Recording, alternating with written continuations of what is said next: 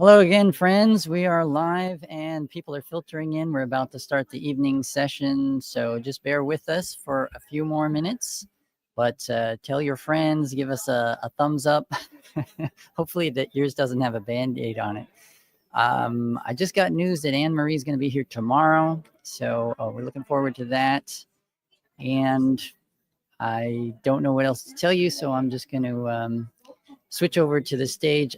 By the way, when the song was played earlier for the afternoon session, it was my mistake that the audio didn't get sent over the live stream. So I'm going to play that song again right now, just as an intro. So bear with me just for a minute.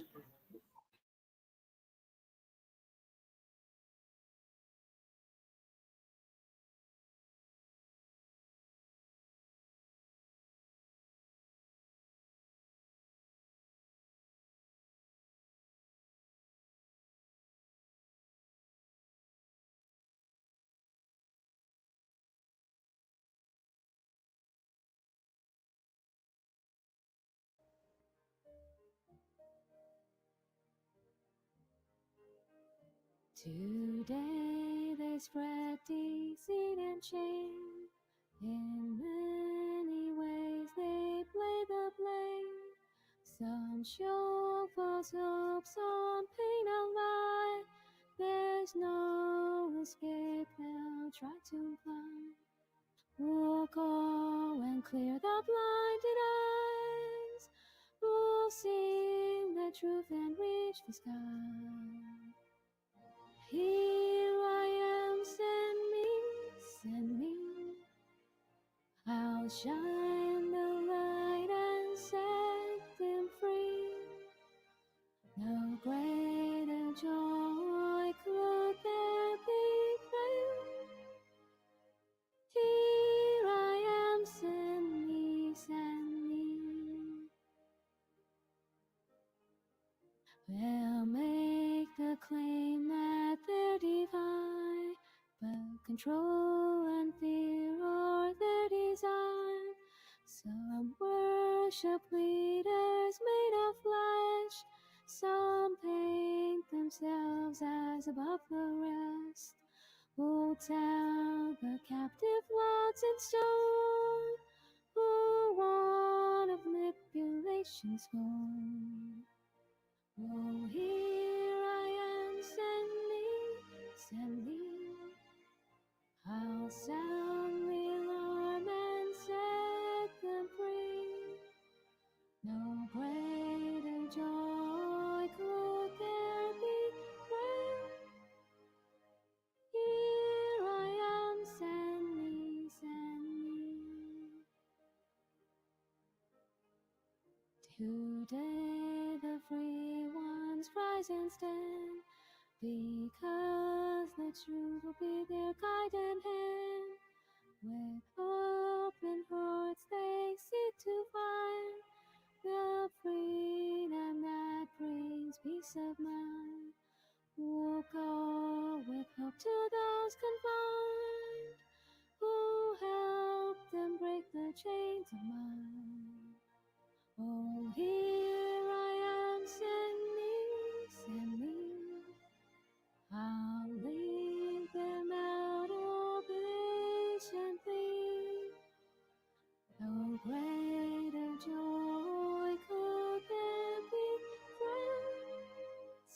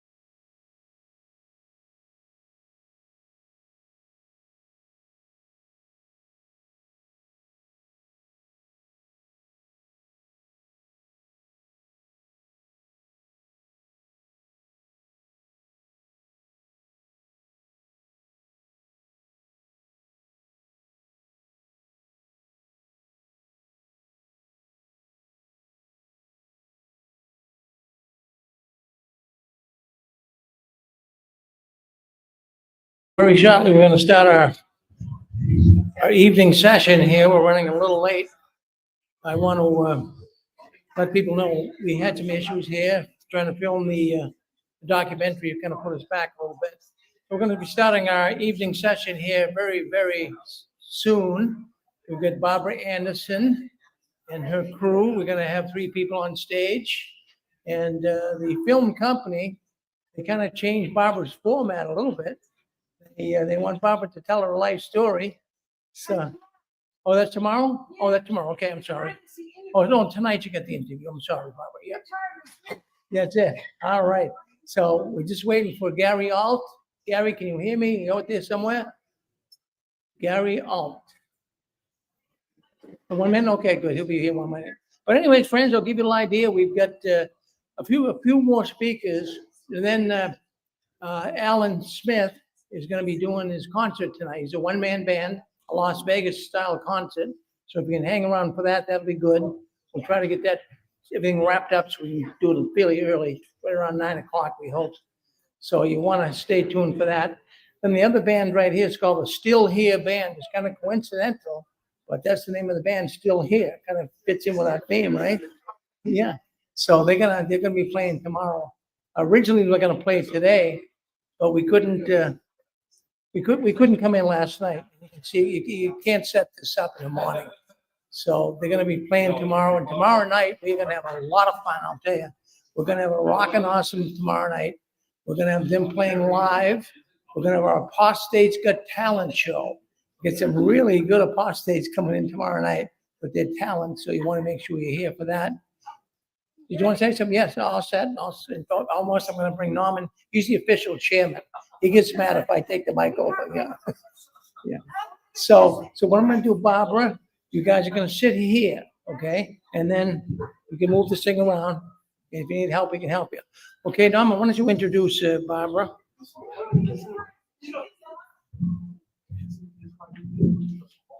We all set to go online, Scott? Actually, you can introduce Bob, right? You know who. Well, you get the little writing, little spin on it, right?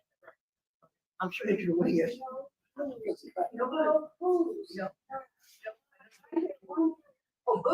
Just let me tell the people online. Okay.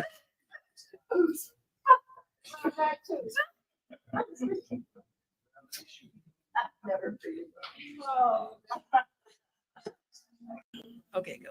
Well, hello, everyone. Welcome back. We are now going to do our evening session here at the Six Screens, still alive in 2025 convention. I want to thank all you guys for coming on today. And we haven't been able to do what I want to do. Perhaps tomorrow we can do it. So during intermission tomorrow, we're going to have a roving camera.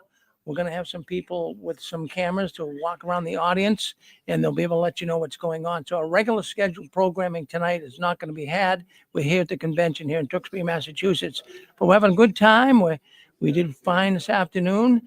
Now you hang in tonight. We got a few more talks. We got Barbara Anderson coming up. And then what we're going to do is we got a couple other people too are going to be speaking. You want to listen to them. But around 9 o'clock, we're going to cut to a live Las Vegas band show. So that's with Al Smith. You don't want to miss that. So hang around. We're going to leave this running. So sometimes I know we can't get everything in. We do have an issue. If we do put something up on a large screen, you're not going to see it and you might not even hear it, but you get the gist of it. And that's all we can do. We're trying to work everything out here, but it's almost impossible. So you stay with us. I'm going to cut out of here now. And Scott Walton, he's here with us. He's from our program on Sunday, the Knowing God program. So we're glad to have Scott here with us. We really appreciate it. Okay, Scott, we're ready to go.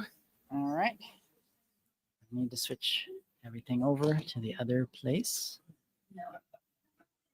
And microphones.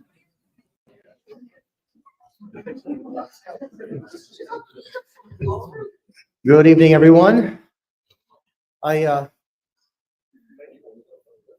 Rick has made me honorary chairman, and I said, Rick, you should be the one introducing Barbara. You know her better than I do.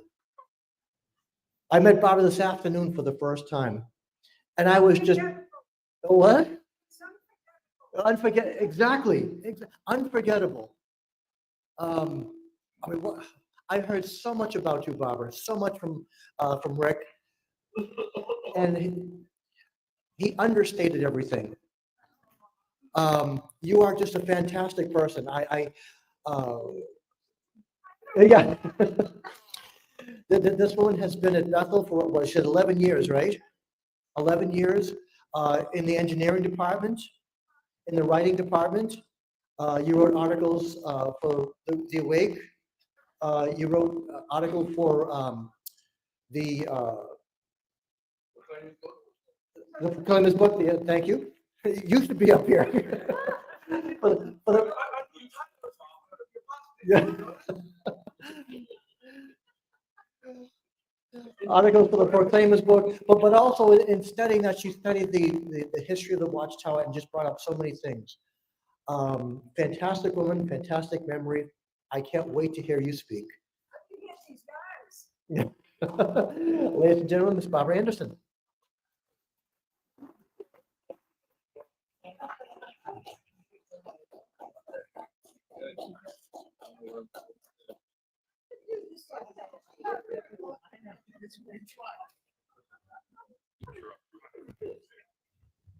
They treat me like I'm old or something.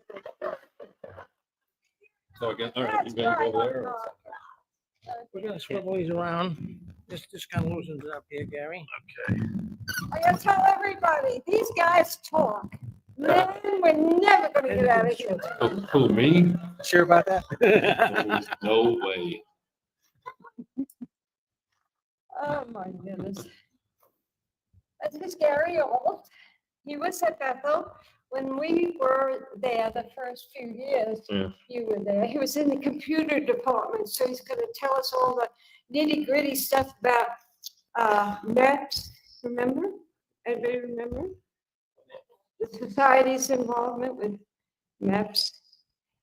This is Isaac, and listen, I've known him over 20 years and I still can't pronounce his last name. Carmignani. Carmignani. This guy was working on cleaning up a Kingdom Hall outside of Bethel. The closest Kingdom Hall to Bethel was Astoria. And they were remodeling, and this is a long time ago. And he was an elder, and his job was to clean out the attic. And when he was doing that, he saw these big black plastic trash bags. And he opened them out of curiosity. And what was in there was, when the elders or the secretary cleaned out the files every 5 years, they would take out the old stuff and throw it away. Well, they didn't throw it away. They put it in these black bags. He went through all that. I didn't know him. Joe didn't know him. And we got a phone call. And he tells us that what was in those bags. And he got on a plane. And the next thing I know, we had this stranger from New York City sitting in our living room in Tennessee. And he brought that paperwork with us. We've used it in court many, many times. And so I have such wonderful memories of Isaac and what happened in those years. He's involved in court cases now, but we can't tell you much, of course. But there are 2 live cases right now. And one of them actually is involved with a gal. Is it just the girl? Yeah. And when I was on Dateline in 2002, it really featured one particular family. Well, that girl who was molested by her grandfather way back then, right? You can double check my memory. She's an adult and she's suing the society. And this, yeah. And he'll tell you just a little bit about it. Yeah, so this is one of those cases actually that has been getting attention because the governing body was cited as defendants. What's interesting with that though is because they're so hard to nail down, the judge in that case has removed the governing body as defendants but left Watchtower Society of New York and the congregations. There's another case coming up in New York City that does cite the governing body. Everybody wants to see the governing body in court on the stand. In fact, I think our friends, Eduardo, who might still be down here, they have been interested in that. We want to see that. In any event, this case is interesting. I wrote an expert opinion on it, and we'll see where this goes. I was deposed by Watchtower attorneys about a month ago, and that was interesting, actually seeing the direction that they are taking, because basically the general direction that they're taking is trying to disavow themselves from anyone working for them. And those of you who have been around a long time might recall that congregation publishers would get a card that said, John Doe is an ordained minister of X congregation, right? We've all seen those cards. And so they're disavowing themselves from that. So you think of Uber disavowing their drivers, it's even worse, right? Vicarious Yeah. liability. Yes, there you go. Here's our, To explain, yes. So yeah, if you are their minister, then you're working for them. So now they become liable. no payment, they don't have to give you money, but you're looked upon as working for that one. So when we were ministers, we were actually called members. Remember, the Watchtower changed that recently. We're not members. Right. We are associates, because on the vicarious liability, and you can look it up in anywhere you want to look, you'll see what we're saying is true. So at Bethel, absolutely that fits. But everybody out here, if you're molested or somebody steals your stuff in the Kingdom Hall, of course that person can be arrested. But who you go for is who's employed that person, and that is the Watchtower. Even though they don't pay you money, that's what's called vicarious liability. And that's what the society is so concerned about. That's why they're changing names and this and that, because too many criminals in the organization, and they go to jail, but the Watchtower gets sued for $100,000. Yeah, in fact, speaking to that point, we spent a large portion of a 7-hour deposition day trying to discredit my not being a member of Watchtower because I was not on the board of directors. So this is how deep it goes in terms of the concern of what Barbara said, vicarious liability. How he got involved in it is many years ago. The attorney Erwin Zolkins took a case, and a man walked in off the street in California, in San Diego, and hired Zolkins, but this was a young witness. And so Zolkins was involved with he's Jewish, by the way, but he had a New York office, but he had a California office. And he was involved with some other attorneys for the first time to go after churches. Before that, nobody wanted to touch a church in a lawsuit. So they, to do with child abuse, they broke that rule and they were going after churches. So when this young fellow walked into the office and told him about his experience in his rapes at the Kingdom Hall, through the Kingdom Hall, Zolkins looked into it, and he was doing quite well all on his own with the depositions and whatever. And then he had a roadblock, and he needed more information. So he got on the internet, and he typed in, thinking maybe there's some letters out there that he could read, legal letters, and he typed in Watchtower documents.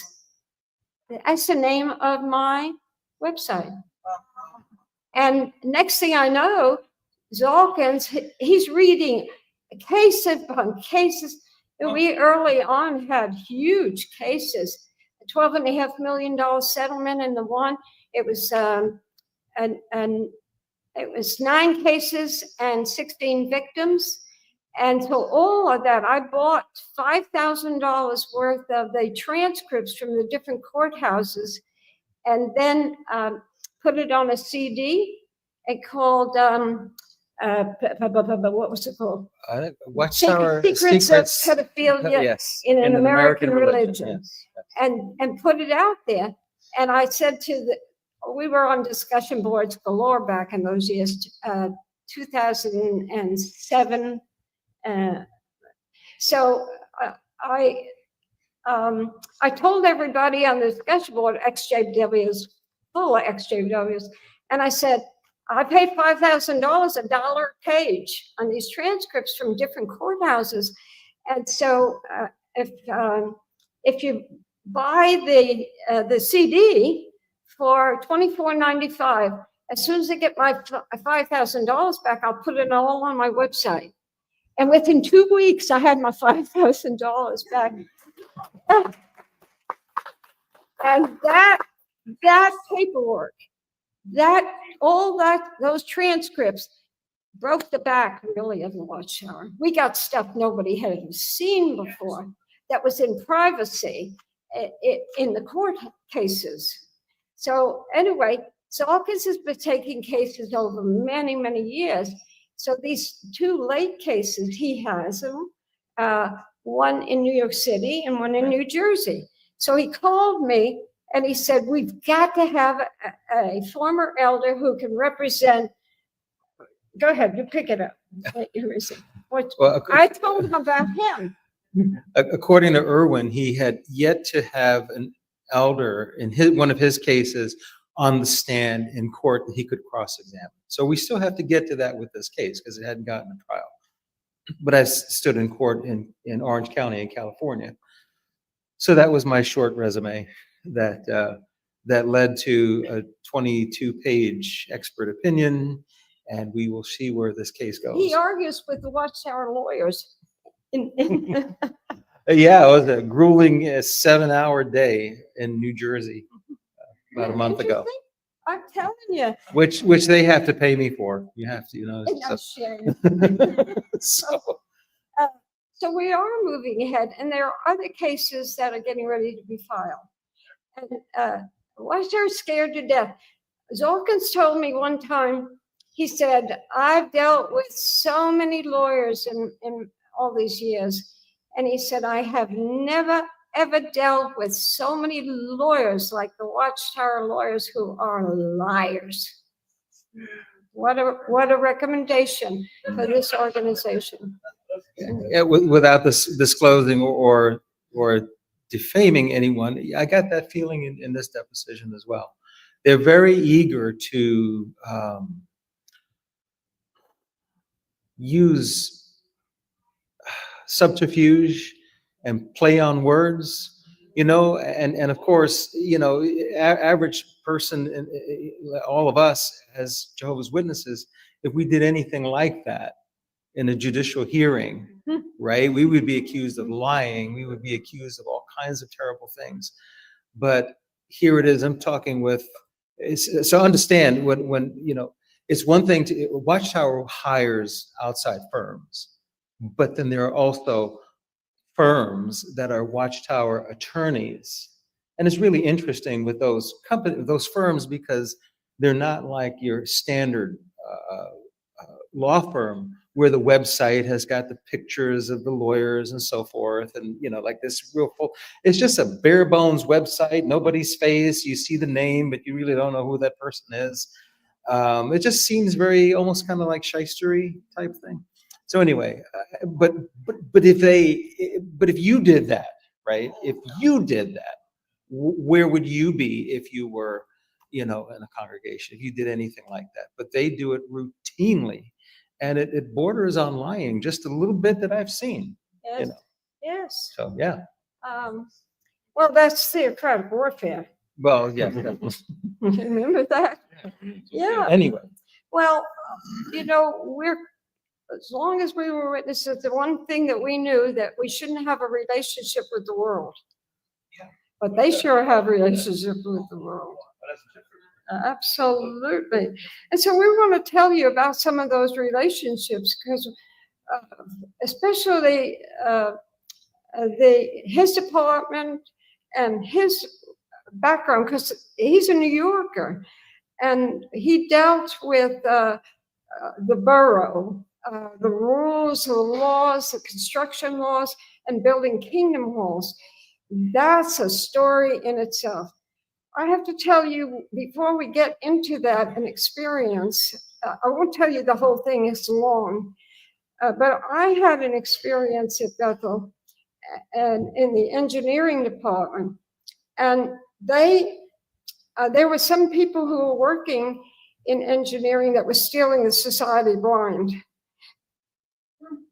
My background was in cost accounting before I went to Bethel.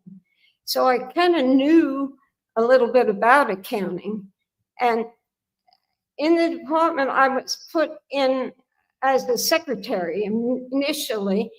But as time went on, I got more and more responsibility when they realized about my cost accounting background.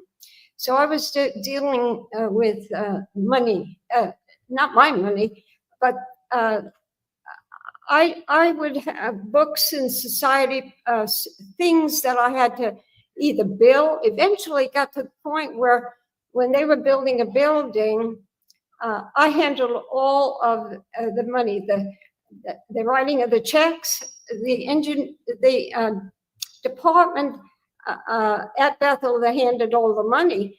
When it came to construction, they handled nothing.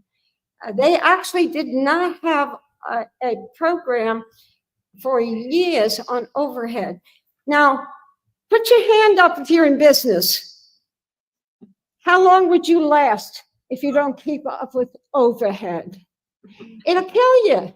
Society never had overhead until I got involved in it. You're going to say, don't take so much credit. Credit? I thought I would faint. When I found out, I gave my pennies to them too. They had no idea what they were putting out and paying for a building. And the architect who I eventually became his administrative assistant, he never worked at all. He was a Greek citizen who was going to architectural school in Greece, and he became a witness. He was a young man, and he didn't finish architectural school. So he became a missionary, went to Gilead, he married a gal, witness.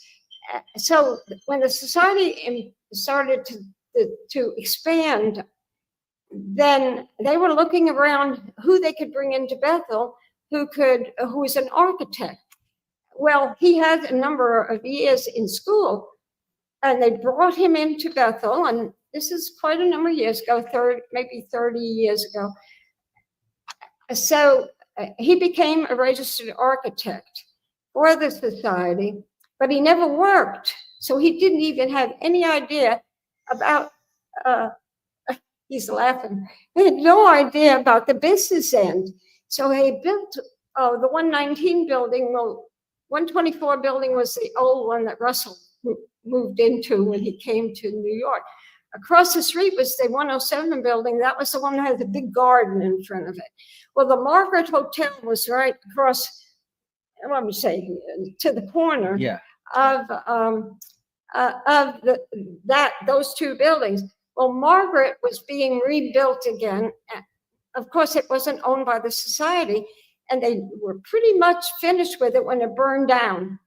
And then it was there for a long time, just sitting there, just a hulk of burned out wood. So the society bought that. And then the man who I worked with, who was the architect, he designed a building for that. That became the 119 building. These are all buildings for living in. So the fascinating part about this is this man built this. I mean, he designed it and everything. Nobody knew what it cost. That's where your money was going, guys, when you were donating. Gary likes to say they have we do it ourselves. How do you say it? We Yeah, they like to pride themselves on being independent from the world. Yes. So, for example, in the factory, I don't know if you can hear me on this stuff. So, for example, in the factory, well, I don't think that's off. The factory has a generator. I don't even know what it runs on, gas or whatever it is, but they can, if the Con Edison grid just shut down, they could go ahead and do what they want to do. And it was actually it was really Grant Suter, I think, that was the guy that really was pushing for computers, because he saw the writing on the wall. That we can't continue to do all the stuff we're doing the way we're growing and not use computers for some of these office things. So when they first got computers, that was why. And well, the society's not in the business of building computers, so you have to go to IBM pretty much, and that's what they did. They leased mainframes the same way any company would do. They leased probably two, and I don't know what they were, 370s or 360s, but they're these big hulking mainframes with these big refrigerator-sized tape drives and these washing machine-sized DASD or direct access storage devices. And there was a lot of friction, or a lot of protesting among other governing body members. Grant Suter, I don't know if he was completely by himself in this, but he was the main impetus for getting computers. Secretary Treasurer. Yeah, he was the brains behind it, or the impetus behind it. And there was so much brushback from the other guys. I don't know if it was just the governing body members, but maybe other factory guys too. I don't know, but because they thought like, no, we don't need the world's computers. This is, we don't need this. Well, Grant Suter prevailed, and but what was interesting was that, so eventually what they did was, because they were using them for the publishing system for typesetting, for, in other words, for the literature, producing the magazines and such. They also thought, well, as long as we got them here, why don't we put some business applications on here? So the first one they did was Treasurer's Office, mortgages, and insurance. And they quickly realized that we should just get another computer to do this stuff, because we're taxing the thing. So they got I don't know what the original was, probably a System 34, but they got a separate computer just for doing that. And my part, when I came to Bethel, it was a System 38 by that time. It was a brand new IBM model, serious upgrade from the System 34, with a brand new language called RPG3, which was completely different from RPG2. And I know I'm speaking Greek, but bear with me. The thing about it that I always thought was unusual is, okay, so they've got this relationship with the world. They've got these IBM computers, probably 4 of them, because there's always like a test system and a production system. And yet they acted and spoke as if they had invented the System 38, as if they had owned all the rights to it. It was amazing to hear them talk about it, because and I had to go to IBM for training to figure out how to do my job. So nobody at Bethel taught me this stuff. I had to go to IBM to a class that they gave. But what was really interesting was, at one point, I did mostly cost accounting, the cost accounting department, which was basically accounting for the New York, or in other words, the USA branch, the New York corporation. At one point, I was asked to, I forget what the heck I was doing. I guess it was a cost accounting application, but their general ledger interfaced with all these other systems. I don't care if it's accounts payable or accounts receivable. It interfaced with every other business system in the whole joint, So there was I don't remember what I was supposed to do, but it had to do with unifying the code, the GL code that interfaces with these other systems, because it was all out of whack, So my job included doing some research on all these other systems. How do they code it, and how does it interface? Well, because of the way the security system was set up, I had no access to those other systems, so I couldn't do my job. The simple answer is, I can't do my job. I can't do what you asked me to do, because I don't have access to these other systems. And with all the red tape at Bethel, it wasn't going anywhere. And I said, well, I could just sit in here and twiddle my thumbs for the next couple of months, or I could do something about it. And I decided to do something. So I figured a way. I became a hacker overnight. I never, it's like kind of got a bad connotation, but I never did it before, and I really never did it since. But I said, I got to get into these systems. I'm not going to hurt them. I'm not going to update anything. I just need to be able to look at them and figure out what the heck's going on. So I figured out this incredible security system they thought was impenetrable. This is the brand new System 38 that is not just an IBM product, but Jehovah God has given us this System 38, and it's got this perfect, impenetrable security system. So I broke it. I'm not a genius. I'm really not. And I'm not a hacker by trade. That shows it. Yeah, but yeah, because it's not too smart to challenge the authority of Bethel. But I just did it. I just figured out a way around it. But then I don't know. Somebody eventually said, "Well, how did you do all this stuff?" I said, "Well, you gave me a job to do, and I'm doing the job. I'm figuring out what I have to do, what we can do about this thing." And that's the end of the story. But no, they needed to know. So we had this really big deal of a meeting with the overseer and another witness, and like, how did you do it? And I swear, the way they talk about that System 38, it's a System 38. It's a product. It's a computer made by IBM, the world. And they would talk about it like I have just broken Jehovah's law. It was absolutely amazing to me. And I would just sit there. I'm like a 22-year-old kid.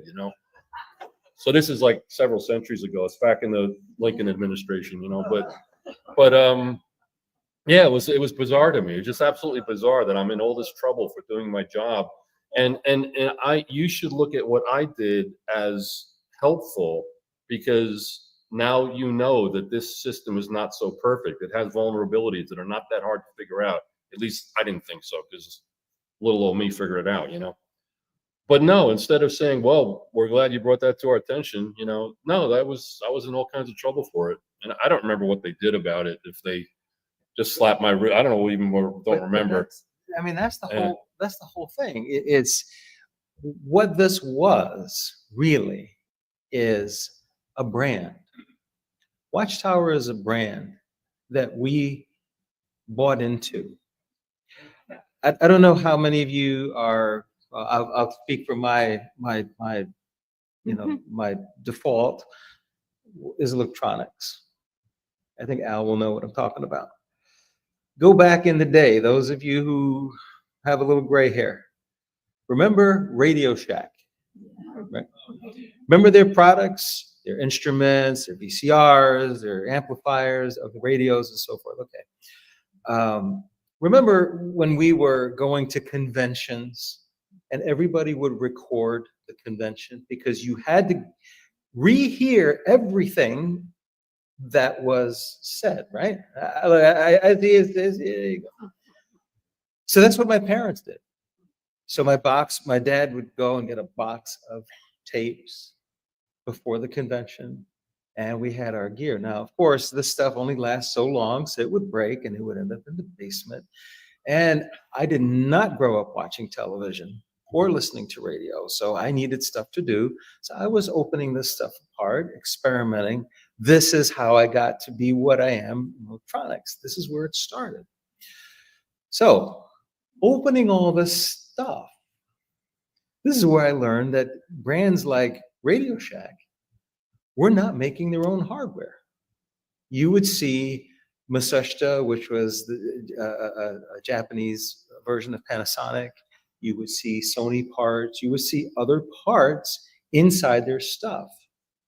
And I said, "Wow, that's interesting. Wow." But so they put another label on it. They put a brand on it. Maybe they sell it for a few cents cheaper and get people in. Years later, my partner, one of my dearest friends, over 20 years, we got to know each other, and he owned a few Radio Shack stores back in the day. And so I asked him, I says, "Is that what you guys were doing?" He says, "Yeah, of course. Open any one of our products, and you knew that it was COS or it was Sony or it was Matsushita Electronics, which is Panasonic, or JVC, right?" And so this is what we were exposed to. It was a brand. They were slapping the Watchtower name on it, but on the inside, it was something else. It was IBM. It was the Catholic Church. It was, whatever they were talking about. It wasn't original to Watchtower. We kind of got to understand that. We kind of fell for it, but that's normal. Everybody falls for something eventually, right? So anyway, that's That's a way to look at background. it. Yes. Yeah. And then they tell us we weren't supposed to be interested in having a relationship with the world, and they were having relationships with every worldly Oh, yeah. situation. Yeah. Oh yeah, and to this day that holds true, and that's something else to appreciate. So to give you another background, when I realized coming out of high school, very good high school. That's where I got started with engineering and so forth, but then no college. I knew I had to make money, right? You got to eat. So what I realized right at that time in the early 80s, I don't know if any of you have ever heard of the concept of stars, but it's education by another route. Not everybody can go to college. Maybe they can't afford it. Maybe their religion says don't go. That doesn't mean you can't get an education. And if we think about the geniuses, Isaac Newton, and go back, Copernicus, Kepler, Faraday, right? These guys started this stuff that you learn in school. So it's possible to learn in other ways. So this is where I went.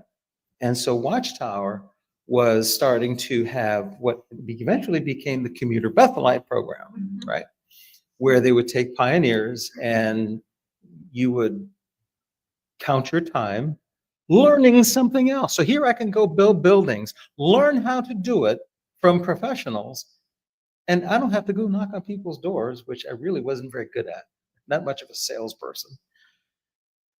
And so this is what I was doing. So I spent a good 4 years with Watchtower construction, but not at Bethel, which was interesting because that gave me access to people that Barbara was dealing with. But I, at 18, 19, 20 years old, would never have ever had any kind of relationship with. So this is where I get the start of construction background. So I ended up working with Watchtower in some way for a good 25, 30 years. Yes. And this got to Kingdom Hall construction. And again, being in New York, they're right there in Brooklyn. So all that to say, we get to our Kingdom Hall in Astoria. Yes. And like Barbara was saying, I'm, in charge of a lot of things there and pulling things apart. Well, we took our Kingdom Hall, we demolished it. And that wasn't very smart because they demolished it before getting the approval of the construction drawings. I don't know if I've ever told you Yes. that, Barb. So we couldn't just build our building back up. That building is near LaGuardia Airport. So you can't just build up because that's a flight route. So you have to get what's called variances from the city of New York. They did not get the variances. Time consuming. Yes. Time Time consuming. consuming and expensive. Right. So and the Watchtower tries to have people everywhere in government that you would not think about. Okay. Again, they're teaching people to just live on part-time jobs, but they value relationships going as high up as they can go. Remember, they brag about wins in the Supreme Court. It takes money and access to do that. So we finally we can't build our building up because of flight restrictions. So we have to go down because they wanted a duplex, one Kingdom Hall stacked over another, right? So a space that was formerly a basement now became an auditorium. So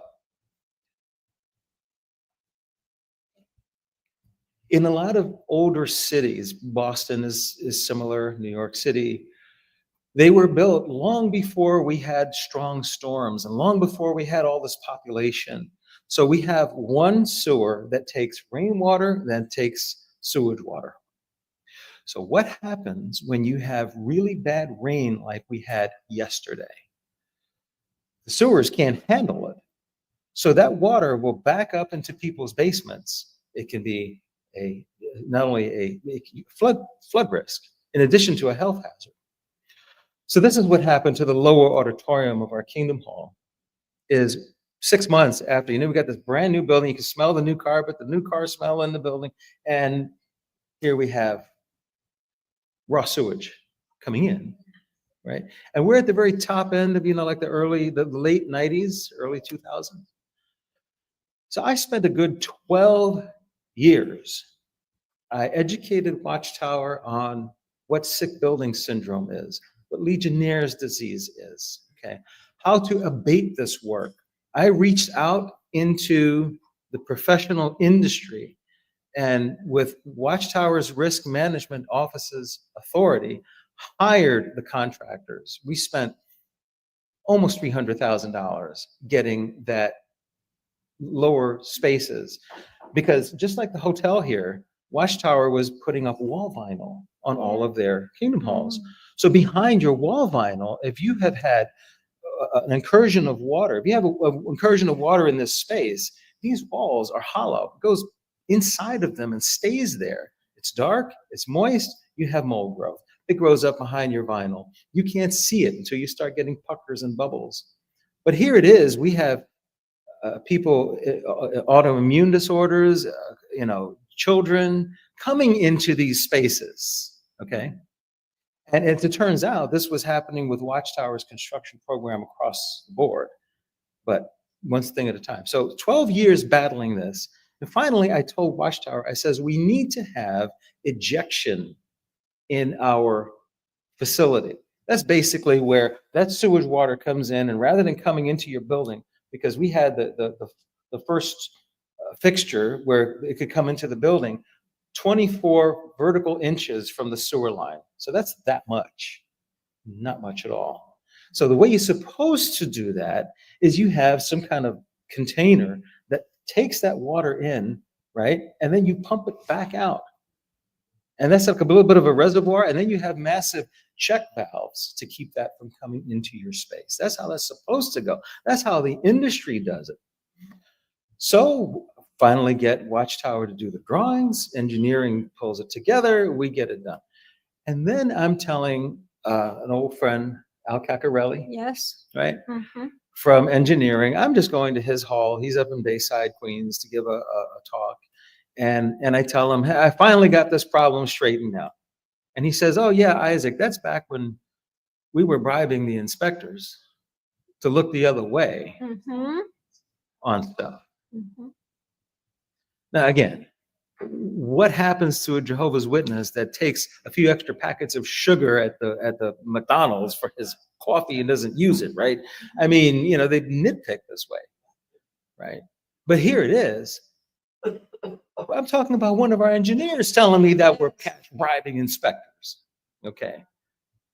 Now, what's interesting with this whole thing with the sick building is after this was all said and done, I still had all the documents, the paperwork, I still have it. Watchtower's legal department calls me, asks if I'm an elder. I still was. He says, do you still have all that documentation? Because we need to know what you did. And being that you're an elder, we'll tell you why. We're having problems all across the country with our quick builds. Now, as far as I remember, the quick build concept started here in Massachusetts, right? I mean, that's the claim to fame of regional quick build, and a great idea. But what would happen is if you have a pallet of 2x4s ordered to the job site, and then you have a rainstorm and it's not covered and it's soaking wet, we're not going to stop that building. We're not going to stop that job. So they would build moisture into the building. And so this is what was happening. And even at 90 Sands, Yes. he told me directly, you were Yes. involved with some of that 90 Sands stuff, right? Oh, some of it, yes. Not the mold part, not the water part. The cost of county to try and tell their Right. architects what how Yes. much it costs. Well, they had such an old-fashioned system to keep track of all of this until the computer became part of this. But it took some doing to get them to that. They were using computers for all sorts of things, but the department that handled money wasn't involved in this. They were still doing old-fashioned double entry into books by hand for years. And the cost accounting, I knew this just recently. There was a big article in the, Pittsburgh Post, and it had some statements in it about the Jehovah's Witness organization. Very, very interesting stuff. But a lot of the stuff in there has a background. So you're just reading information that some witness gave to a news person, but you have no idea the background of this, except when you're working in it, like we all were. And our stories are extraordinary. Let me tell you, I got one story, I could be 2 hours. I need to write a book, but I don't have time. And so the situation with the Watchtower Society was, to give you an example, they were permitted to hire a big firm in New York City to build a building, but they couldn't finish it inside. Nobody's permitted to finish it inside because you got labor unions, and the plumbing union has to finish inside. Well, eventually, the Watchtower were able to do the inside work, and that's how come they brought in, like my husband, who is a plumber, to do work on the inside. So you had all kinds of tales about what was going on, and we could be here all night. Yeah, what would it take Yeah. to break the back of the construction unions Yes. to build buildings in New York City? We're talking 90 Sands is almost a skyscraper. Yes. You know, we're talking serious work. Like, how connected were you? See, so yeah, I remember when Watchtower would talk about use the world, but not use it to the full. That's right. Yes. Right? Mhm. So they were using the world. And wait, you have 3 companies that were just formed by Watchtower. You got the names, Gary. I forget not Meta, because that's Zuckerberg's thing. Oh, I don't remember. Lola. There's 3 companies that Watchtower just created in the private equity space. One of the key people putting that together was vice president at UBS. That's United Bank of Scotland.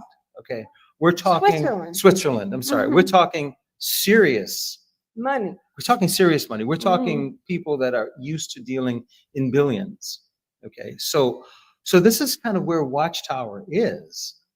So all of the branding that we bought into, you know, I guess what I'm trying to say is there was really nothing special about what we were a part of, in the sense that this happens all over the place.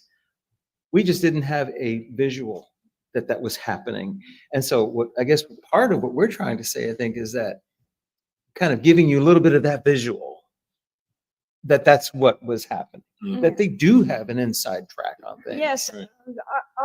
They are connected in the Yeah, I world. want to lead into his about the MEPS system, about the Oh, that's huge. Yeah. oh yeah, like 3 hours from now we'll finish. Rick said 5 minutes ago that we got 10 minutes. Oh, you gotta be kidding. 10 wow. minutes? You have, I can recite the first 3 letters of the alphabet. okay. In what language? Oh, geez, I guess, I don't know. Tell me what MEPS is.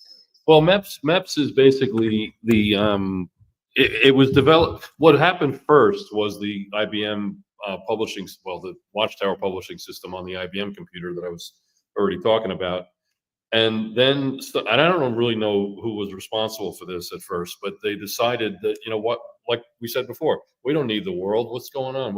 We need hardware that's going to be specific to our needs, because they're publishing in like so many different languages, and you have languages like Arabic that go backwards, and, you know, some languages where the next letter depends upon the first letter, how it's going to, you know.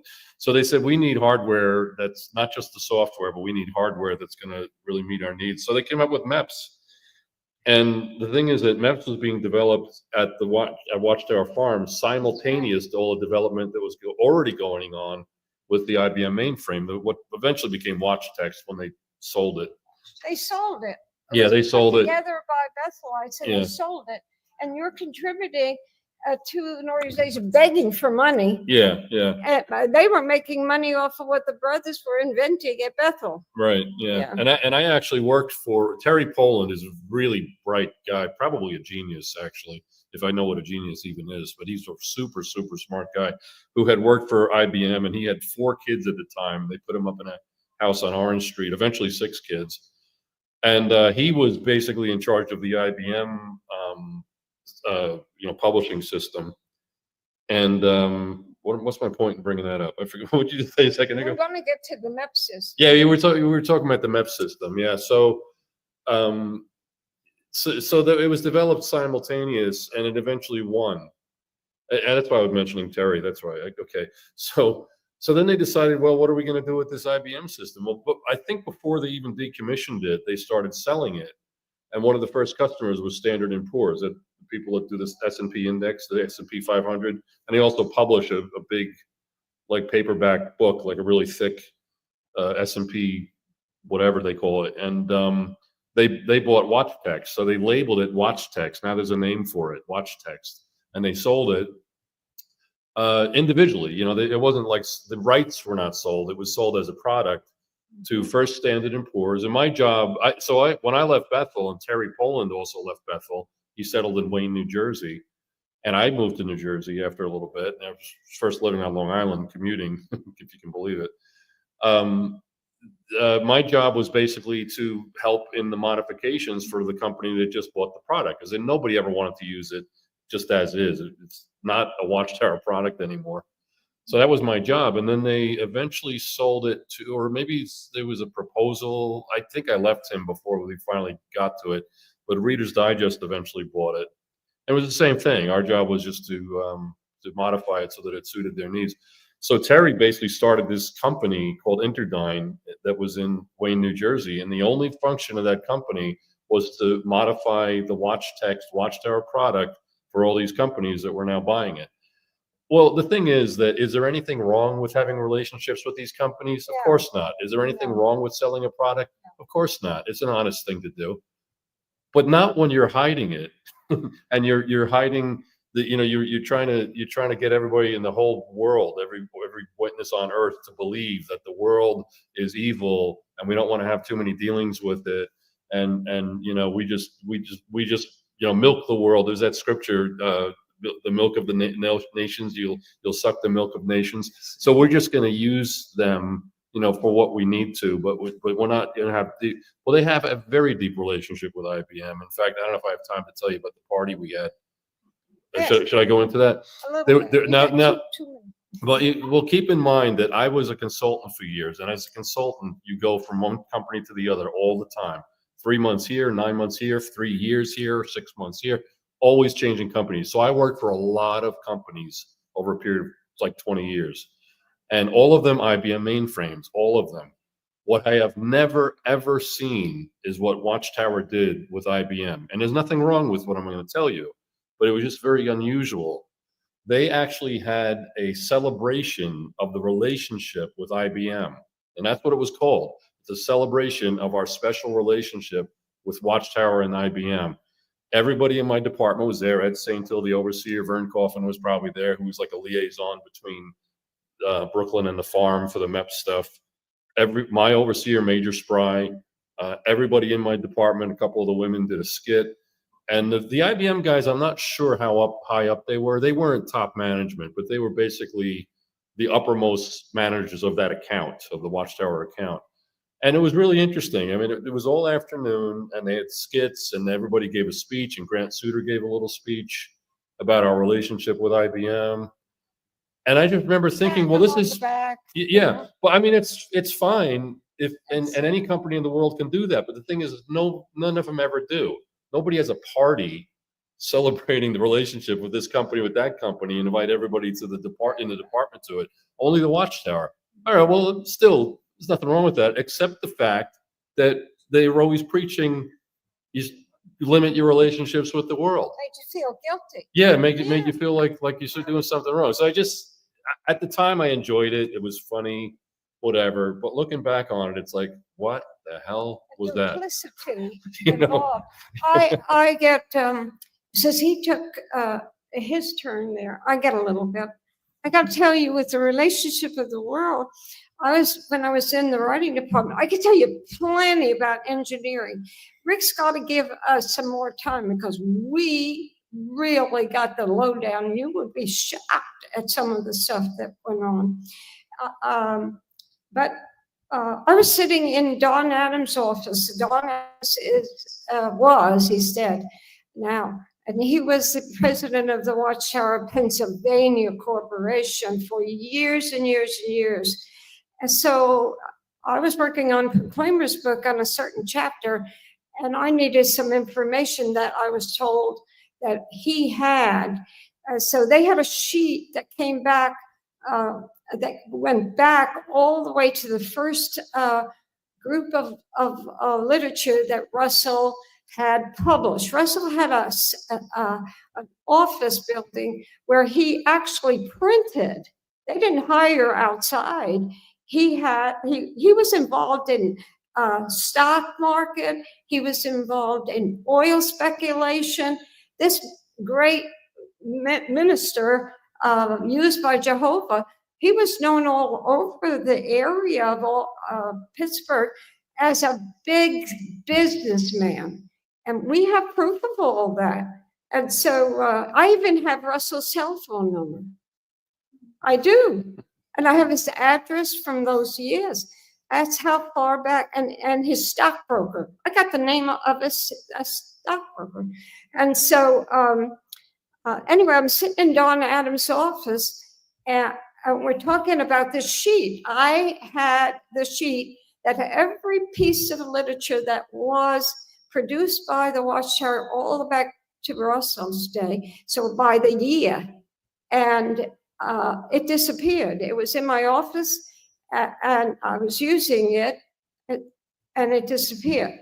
So my overseer was Carl Adams. Carl Adams was Don Adams' brother, and there was a third Adams in the service department head of a committee there, Joel Adams. Yeah. So when my sheet of information disappeared, then I was told to go see Don Adams. And when I did, he had a copy of that. While we were sitting and talking about this, the phone rang. And he was having a conversation with a woman. And I got up like this, like, oh, okay, I got what I need, I'll leave. He said, no, stay. So he was on the phone about 10 minutes. They got off, and he was elated. And he told me he was talking to one of Jehovah's Witnesses who worked for the Justice Department.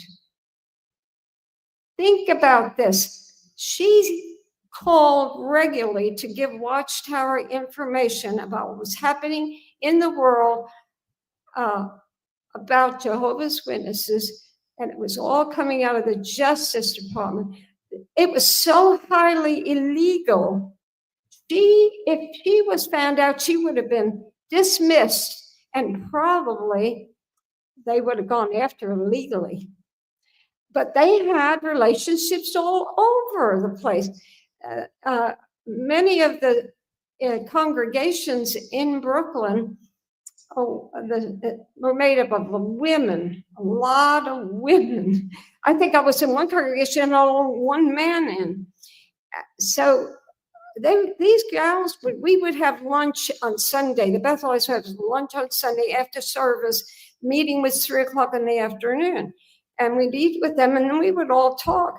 How many times I found out that these ladies in their jobs, and they worked in very important jobs in Manhattan, and they were bringing information from their jobs that Watchtower wanted to know.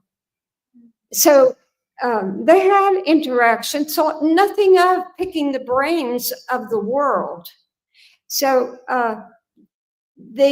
eventually there'd be difficulty over this.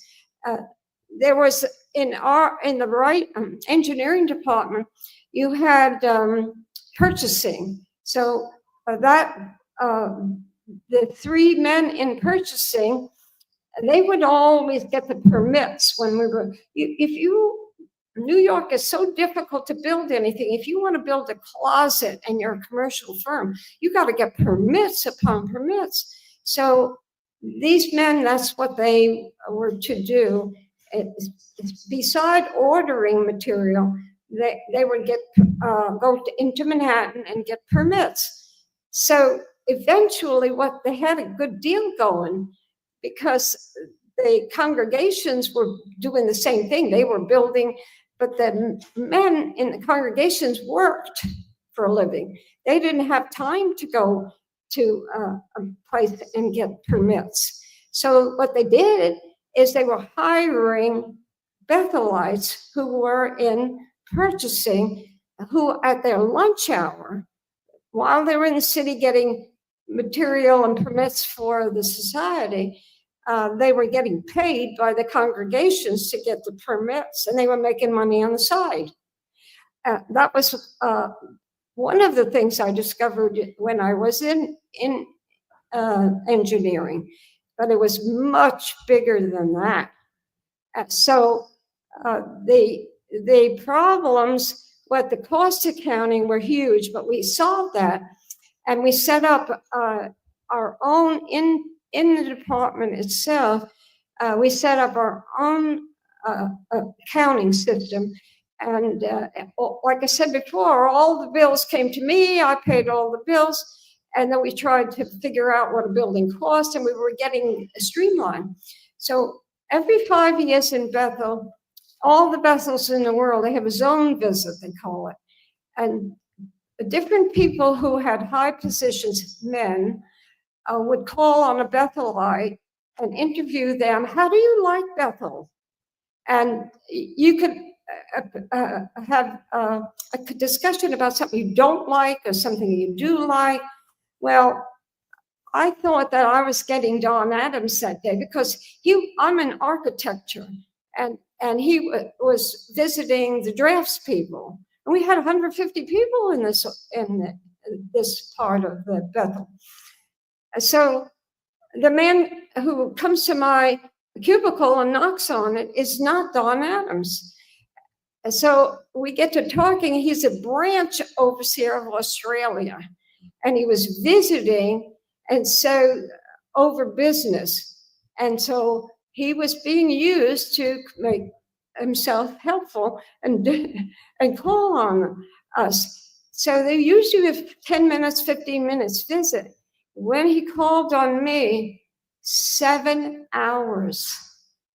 Now I know I talk a lot, but I had a lot of information, and I needed to tell what was going on in headquarters with money. And I spent hours with 4 hours the first day, 3 hours the next day.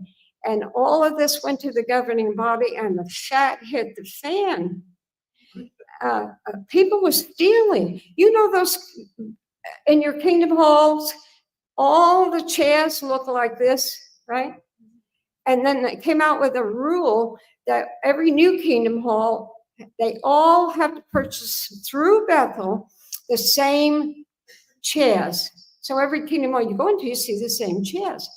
Well, the assistant overseer of the engineering department, he located a Canadian company that would do all this. So then we started really rolling. We had 5 designs for kingdom halls. The witnesses couldn't pick their own designs. They had to come from Bethel, and you chose of the 5 designs. So anyway, I was pretty new at that time in the department. So I was filing the assistant overseer's stuff and statements and everything that were in his box. So I was putting in learning because I was new in that department because I'd been in shipping before that. And I looked at this invoice and I saw it was about the chairs. And where it said 2%, his name was there. He was getting 2% on every chair that was sold to the kingdom halls in the United States. And so I kept that to myself because I was kind of new in the department. But then it was always something else you would discover from the area.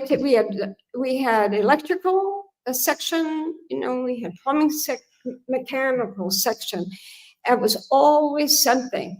All of this went to the governing body. They had big meetings over this. I was called into the meeting when I found out about the no way did they have to be able to see what a building cost. And I was to call the department that handled accounts payable and so forth. And so when I called, well, in the newspaper just a week or two ago was a name of Brumley. And Brumley was found as a liar in a court case, and it was a $150,000 fine, which the society will pay. Well, Brumley's wife was in the accounting department. So the day that I called up there to ask about their how they handle the building, the money used in the building, and I asked her about how much a building costs. How do you handle that? She said, we don't handle that at all. They had no idea, as I said before. So she got angry at me. Why are you calling asking for this? Well, I was told I had permission and they were going to clear it, but the guy who was supposed to do it forgot about it. She hears me asking prying questions of this department. And so she reports me. I found myself in this big meeting, and I mean big meeting. They had the head of the whole world construction overseer, the U.S. construction overseer. They started asking questions. I started giving answers. So when that was over, then I had, of course, it took weeks before they settled it. They removed the department head and they put someone else in because he lost control. This is their statement. He lost control of his boys. But there was all this illicit stuff going on in there. So they give him another job. And I went to another department. But the way, I got a phone call from the man who is over the U.S. building, Kingdom Halls. And he asked me to come to the office. He told me, he said, we have such a problem with the money and the building stuff. And he says, we buy heavy equipment in a country, build a branch, and then we ship cranes, humongous equipment to another country. Never arrives, never. Stolen. Guess who knows about it? Jehovah's Witnesses. They were stealing. Kingdom halls are built all across we had all these kingdom halls over the weekend. By the time started on Friday night, all this material would be delivered to the kingdom hall, usually on a Wednesday. And by the time they needed it Friday night, Saturday, half of their stuff was stolen by the brothers. That's why they stopped doing the weekend deals. So we saw all of this, and it is part of the business world. But what we read in the magazine for our world, and we were so guilty if we crossed the line. And I'm not saying we should cross the line, but there were double standards in all of this. And so, like Rick is telling me to shut up right now. 4 minutes.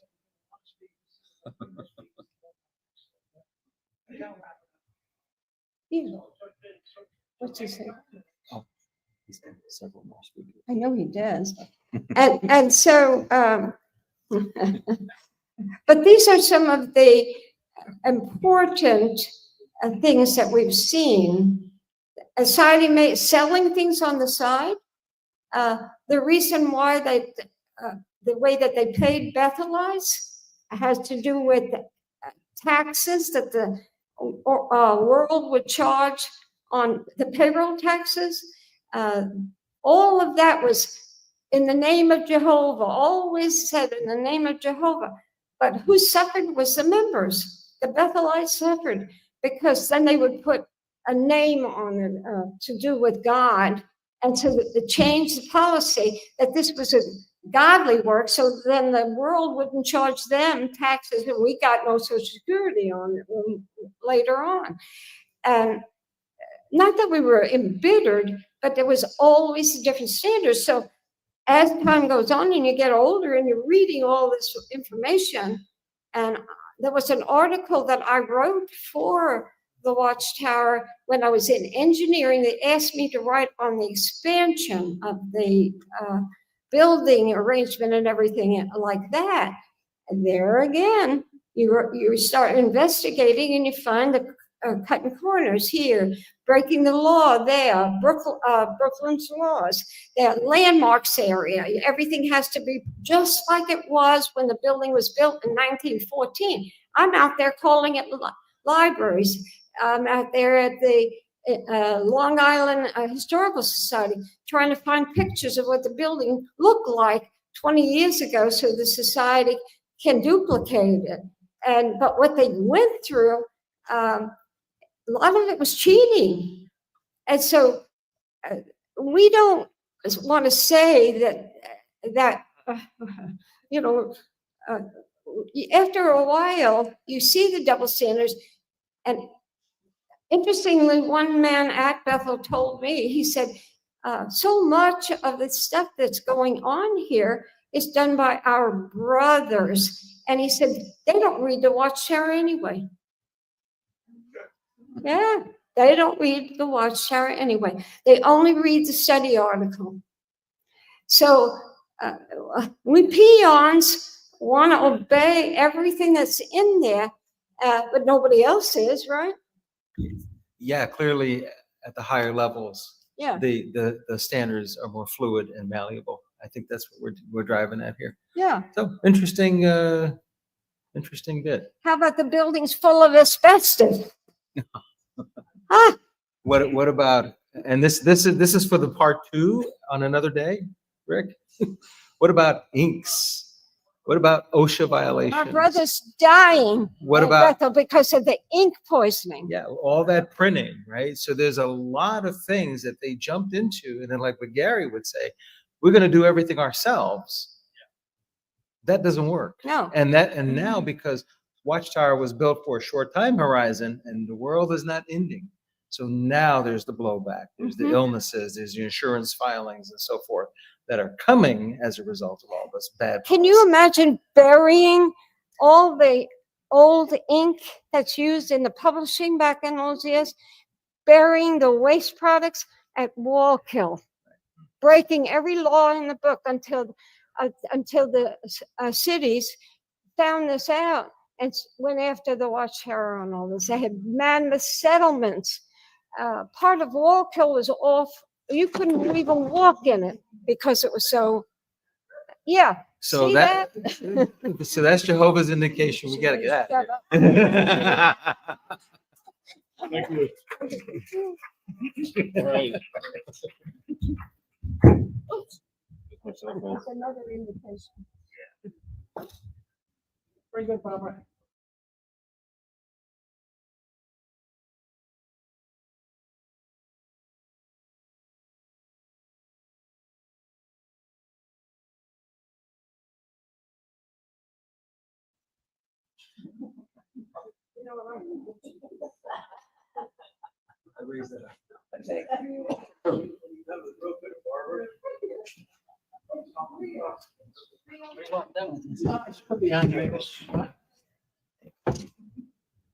Well, see, I had that sign, all remote control. Anyone goes overtime, they get the buzzer. So that worked out. But we can listen to that wonderful stuff, right? It's wonderful. Stacy D. Young, are you out there? Do I see her? There she is. Stacy, why don't you come up here? She is a cult girl. Stacy D. Young has written a book called Cult Girl. So we're going to give her some time to talk a little bit about that. And I'll tell you what, it's going to be fascinating. So here comes the Cult Girl. So Stacy, we're going to leave this light right like it is. I'll move the chairs back. Give me some room, okay, there you go. So you can just adjust it, okay? Okay, can I take it off of here or do I leave it on? Right there's good, yep, Yeah, all right. there you go. Hey, everybody, my name is Stacy. I was basically born and raised a Jehovah's Witness. My mother supposedly turned atheist when I was 2, claimed that one night when in the bathtub, she decided to challenge God, if you really exist, prove to me that you're there. And who should show up the next day at the door but Jehovah's Witnesses?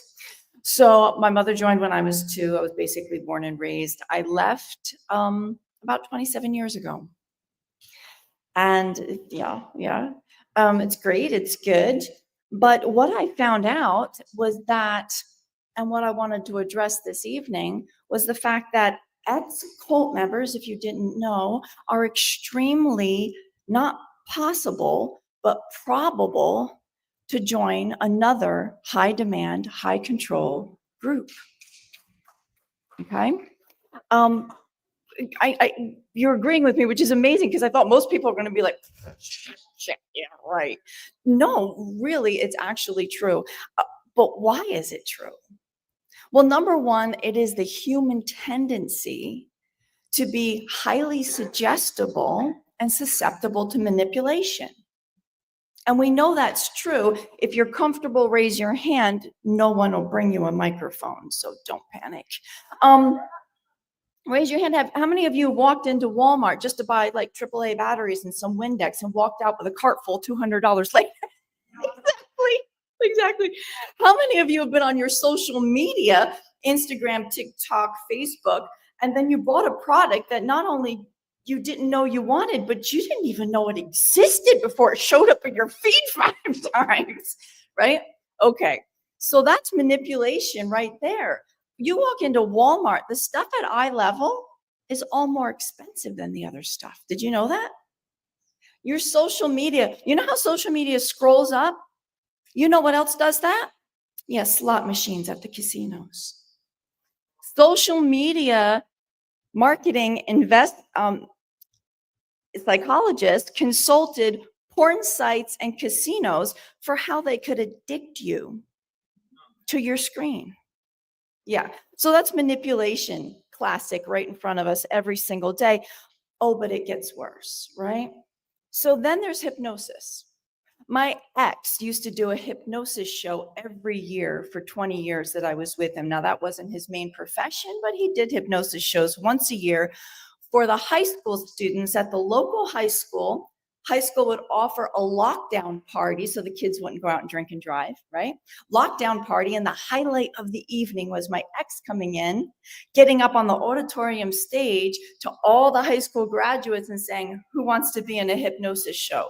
Now, these 18-year-olds were running up to the stage, knocking each other over, climbing on top of each other to get on the stage. 30 or 40 of them would be up there. My ex would start the induction, and he would tap out those who weren't going to go under deep and fast, because you want to put on a good show. He'd end up with 15 or 20 students and 10 chairs. Well, as the show progressed, he would have these kids convinced that the floor was so hot they couldn't stand on it. And all of a sudden you had 20 kids scrambling on 10 chairs, holding on to each other, trying to get off the floor because they were convinced it was completely hot. He would give them a set of glasses that had no lenses, tell them it was X-ray vision. Next thing you know, all the kids were seeing everybody in the audience naked and the wires in the wall.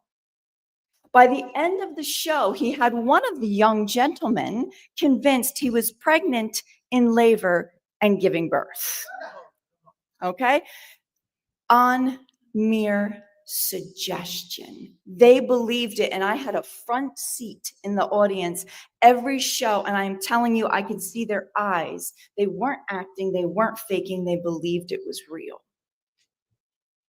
But let's go even deeper and a little more nefarious. The hypnosis crowd told us for years and years and years that you could be hypnotized to cluck like a chicken and make an idiot of yourself, but you couldn't be induced to do anything against your moral code. In other words, you couldn't be convinced to stab the guy next to you because that was wrong. But that's completely false. Do you know how we know that? MK Ultra.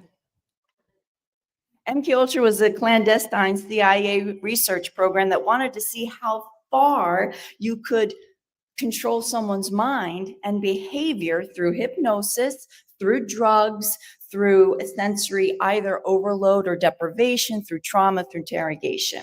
One of the main goals of MK Ultra was to produce a Manchurian candidate. We all know it from the book and the movies, right? They wanted to see if they could get someone to break their own moral code, commit a heinous crime, and then completely forget about it. And recent documentation in the last decade has proven that they did it, and it's true. And that is not conspiracy, that is absolutely completely proven. I could name the books and the authors and all the people who have done the research.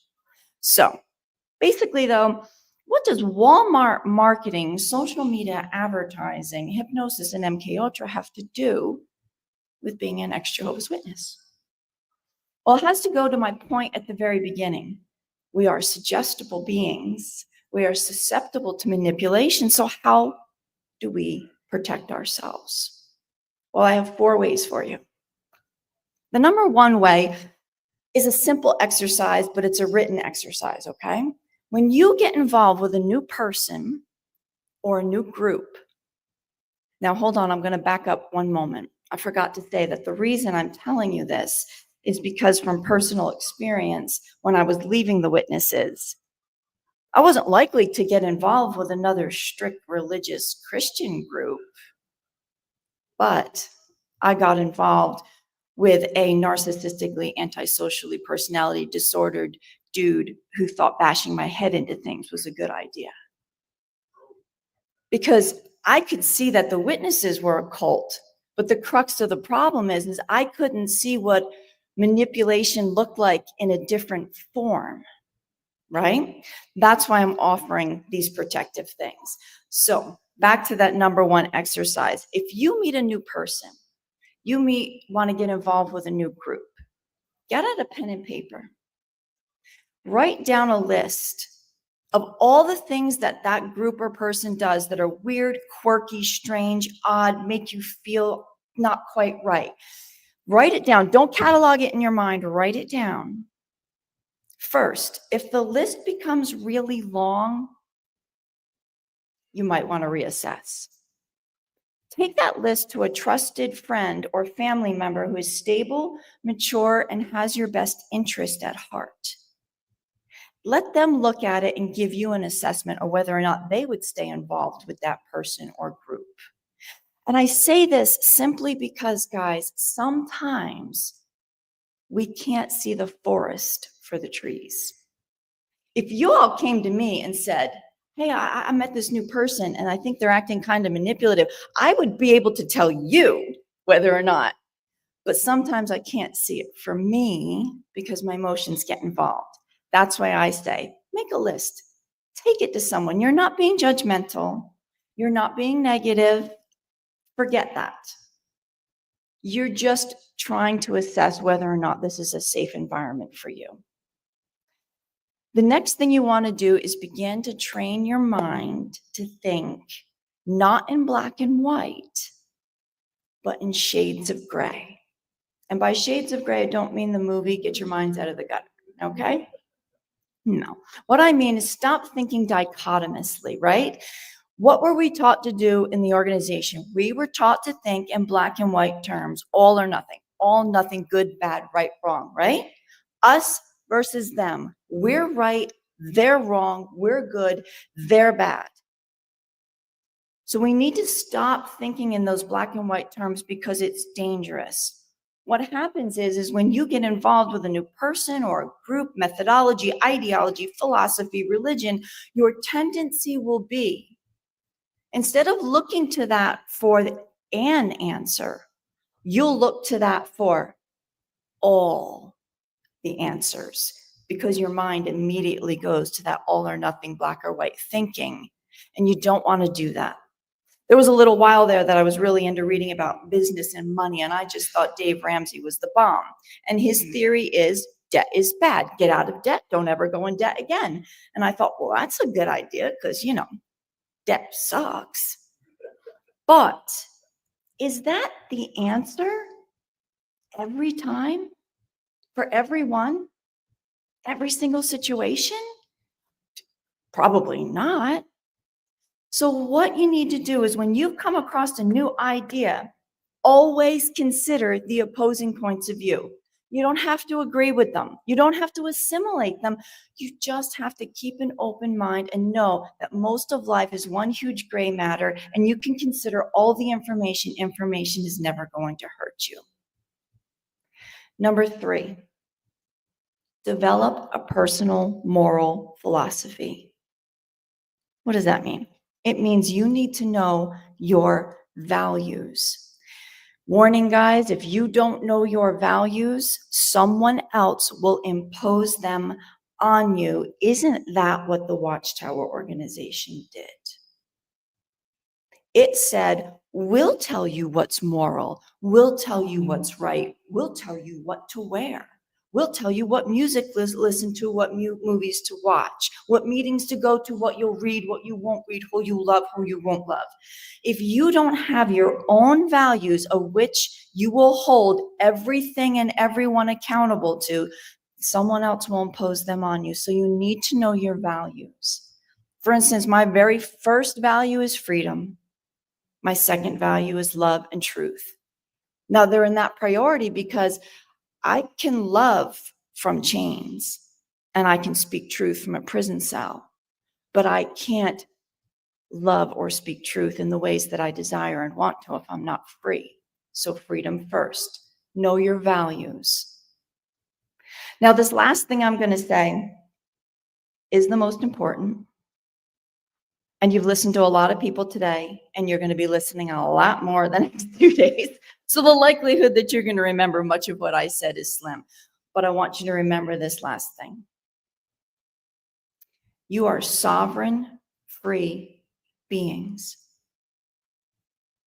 You fought hard and courageously for this freedom, and I don't want you to ever cede your authority over your life to anyone ever again.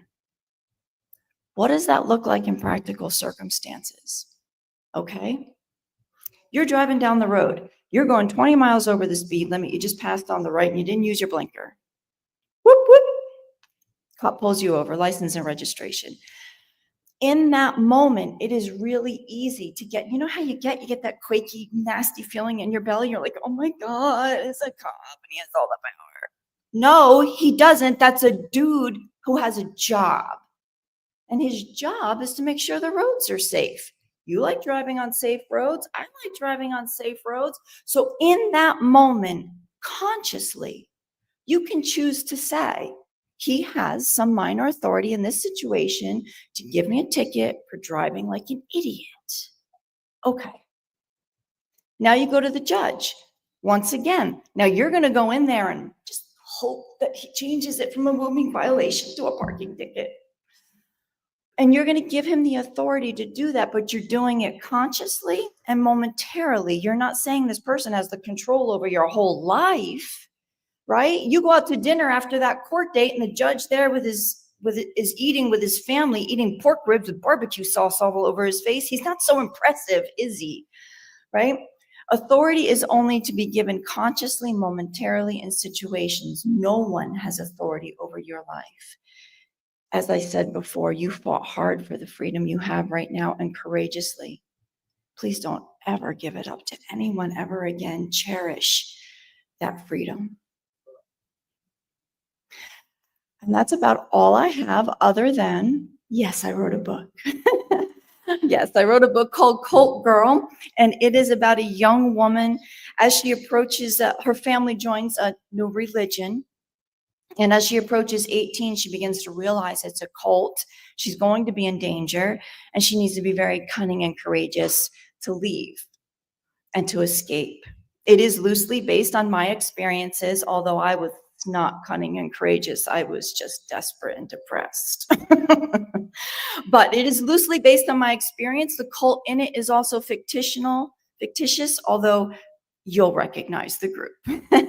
So I don't have physical copies of the book with me, but it is available on my blog, which is whattheeverlovinghell.com. So please visit it if you want. And in between time, the next day or so, please come up and introduce yourselves. I would love to hear your stories. Thank you.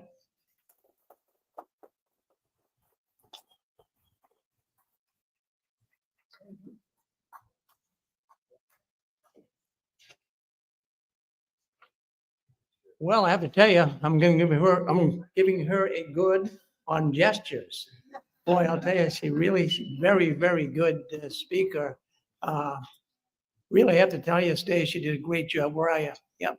I mean, really, wonderful. You've got an ability. God has given you a gift. You can speak really well. Good girl. Thank you. Well, anyways, we got a man coming up here. Michael, where are you? Michael, come up here, Michael. Well, Michael, he wrote me and he says, Rick, I want to come to the convention. Now, you're going to listen to a man here that was shunned. Now, a lot of us have been shunned, right? But the shunning actually caused Micah to be homeless. Now, how many Jehovah's Witnesses that were shunned and disgraced by their families have become homeless? Many have. Well, Micah's got a story. In fact, he's even an author as well. We got all these authors that are showing up here at the convention. Now, Micah's story is called Memoir. He's got a lot to say about the Watchtower. So, Micah, let's hear what you have to say.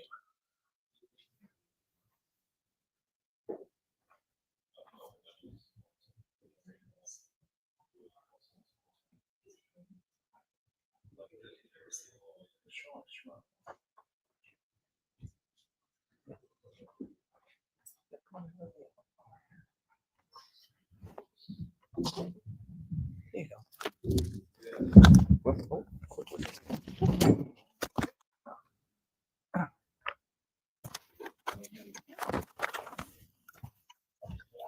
Okay, yeah.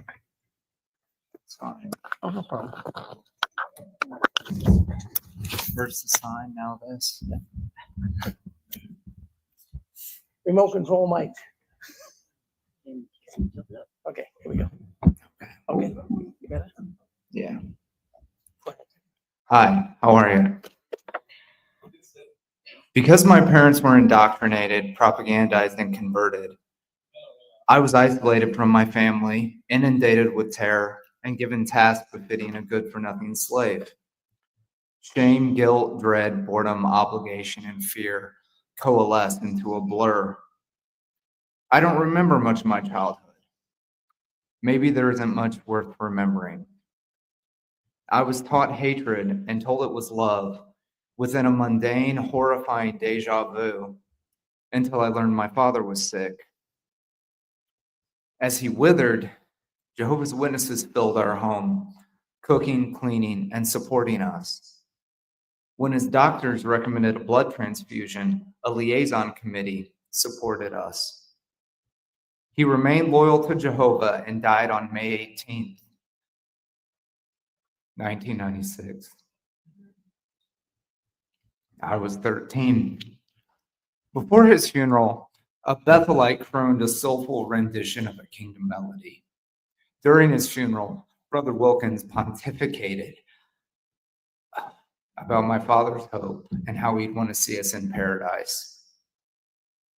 Afterward, I carried his casket alongside his siblings. I realized I wasn't bearing any of the weight, a reflection of my powerlessness. I had wasted time praying while my father wasted.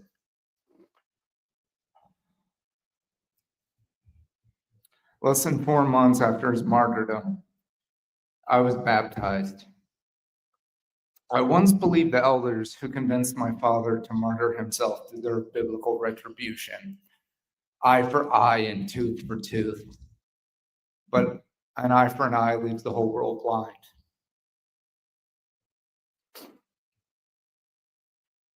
I wrote my first poems about him. His name was Rex Allen Losh. My mother began treating me more like a roommate than a child, complaining I hadn't taken the lead spiritually. When I admitted I was depressed, she recommended personal studies, service, prayer, meeting attendance, and a study with a spiritually mature brother. When that failed, I was sent to therapy, diagnosed with obsessive compulsive disorder, and prescribed antidepressants, which exacerbated thoughts of self-harm and suicide. My mother didn't understand why I couldn't get over my father, because Jehovah knew what I felt, and her loss was greater than mine. She was diagnosed with breast cancer when I was 16. She had a mastectomy, a follow-up surgery, and I began working to help pay bills. I was also arrested for hitting mailboxes with a baseball bat after book study with my friend Logan. We met with some of the people we had vandalized as part of a rehabilitation program. Everyone went around the room and talked about that night, how it had affected them. An old couple admitted they were worried we would hurt them, but they hugged us and said, "You're good boys that made a mistake." The elders interrogated us, publicly reproved us, and told us if anyone rejected the truth because of our vandalism, we would be blood guilty and destroyed at Armageddon.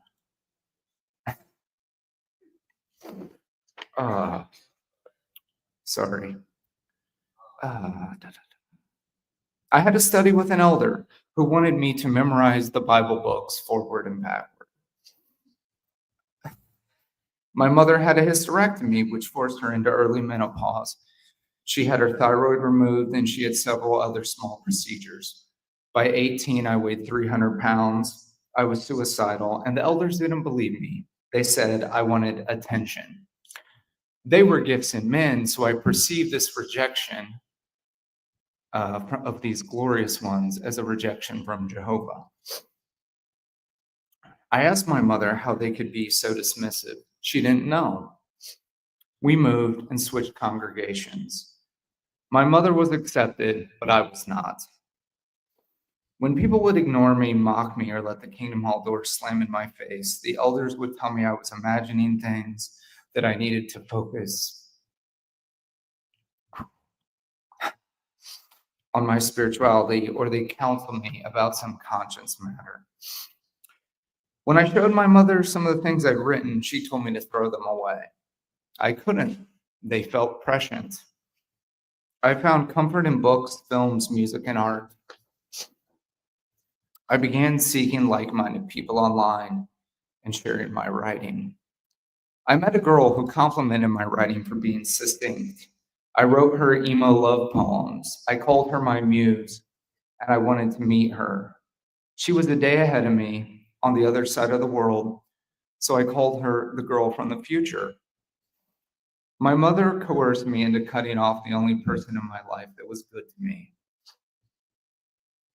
I overdosed on sleeping pills a few weeks later when I turned 21. I screamed involuntarily as I died. I was discovered and in a coma for 37 hours. It was one suicide attempt out of many. I began making abstract art. At 23, I was disfellowshipped and shunned for 18 months. I performed stand-up comedy during that time. After my reinstatement, I decided to switch congregations. I was living exactly as Jehovah wanted. After knocking on our first door, Brother Leach asked, "Aren't you the kid with really bad mental problems?" Depression defined me. I don't believe you can go through the stages of grief in an environment that expects you to be a walking, talking advertisement, instructs you to be quick to put away anger, and to be happy because you serve the happy God. I was disenfranchised from my anger, which kept me languishing in grief.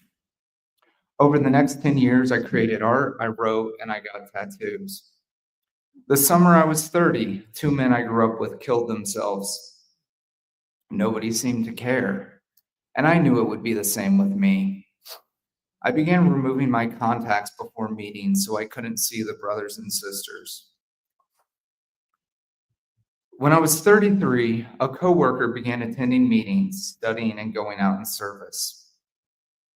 The congregation accepted her, and before long, the elders forbid me from speaking to her except after meetings. I moved in with her. I was disfellowshipped a second time, and we eloped. We had agreed to tell her parents that night, but she reneged. They would accidentally find out a year and a half later, but not from her. I told her I needed her to tell them. Every day that she didn't, I loved her less until I didn't love her at all. Without friends, family, or support, I decided to get drunk every day. It seemed like a good idea at the time. The night my son was born, he was flown by helicopter to a children's hospital. His mother was recovering, and I was distraught, so my mother volunteered to drive me. On the drive, she tried to coerce me into calling a liaison committee to support me. I called my wife to discuss it, and she hung up on me. After 2.5 years, I was reinstated, and I kept drinking. During COVID, I began disassociating, waking up drunk instead of hungover, and perusing the XJW Reddit page. I threatened an elder when he lied to me, and I was banned from the Kingdom Hall because I refused to apologize. I woke up incarcerated. I found a Bible, and I wondered if it was a sign from Jehovah.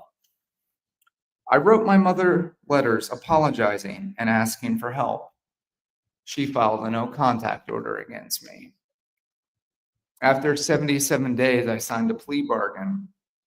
I knew I couldn't live in my former home. I didn't know my car was repossessed. I crawled under a bridge to see where I could live, where bugs might bite me the least. I never felt fear that profound. I considered drinking, but I swore I'd never drink again. I was homeless on probation, and I had $60.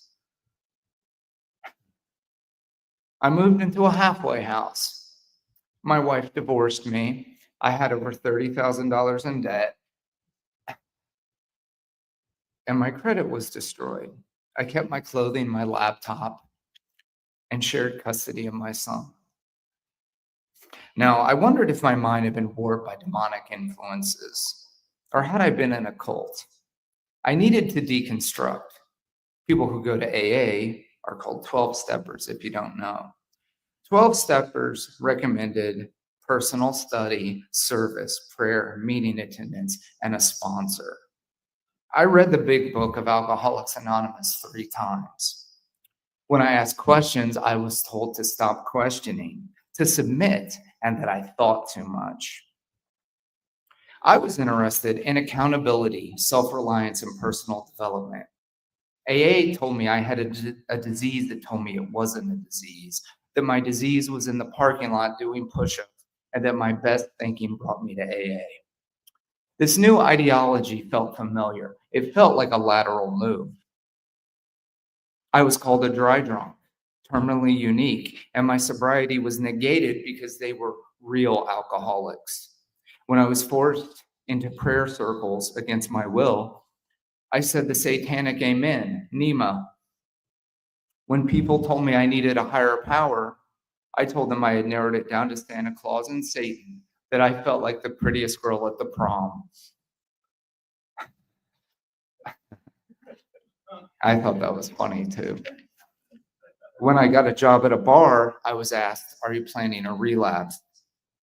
Now, in therapy, I realized I'd been circumscribed and contrived by Jehovah's Witnesses. I learned I'd been conditioned to accept abuse, that mistreatment was comfortable. I was diagnosed with chronic PTSD and told I had religious trauma. I realized I must embrace discomfort. As I reread the things I'd written, I remembered who I had been, who I had repressed. I decided I would write a book for multiple reasons. I'd wanted to publish a book since I was a teenager. I was estranged from my son, and I wanted him to know about me if something happened to me. I wanted to expose Jehovah's Witnesses, and I owed an apology. Publishing a book was the biggest amends I could think of. I didn't know how it would happen, only that it would. I had a literary agent who ghosted me. I was told to stay in my lane and that writing a book would only accomplish so much. I knew it would change me. I just didn't know how. I figured I could kill myself anytime. This was a rare opportunity. At my job, I met people who helped me with my goal and asked nothing in return. Some bought my memoir, helped me take photographs to promote my writing, signed waivers, and showed me kindness.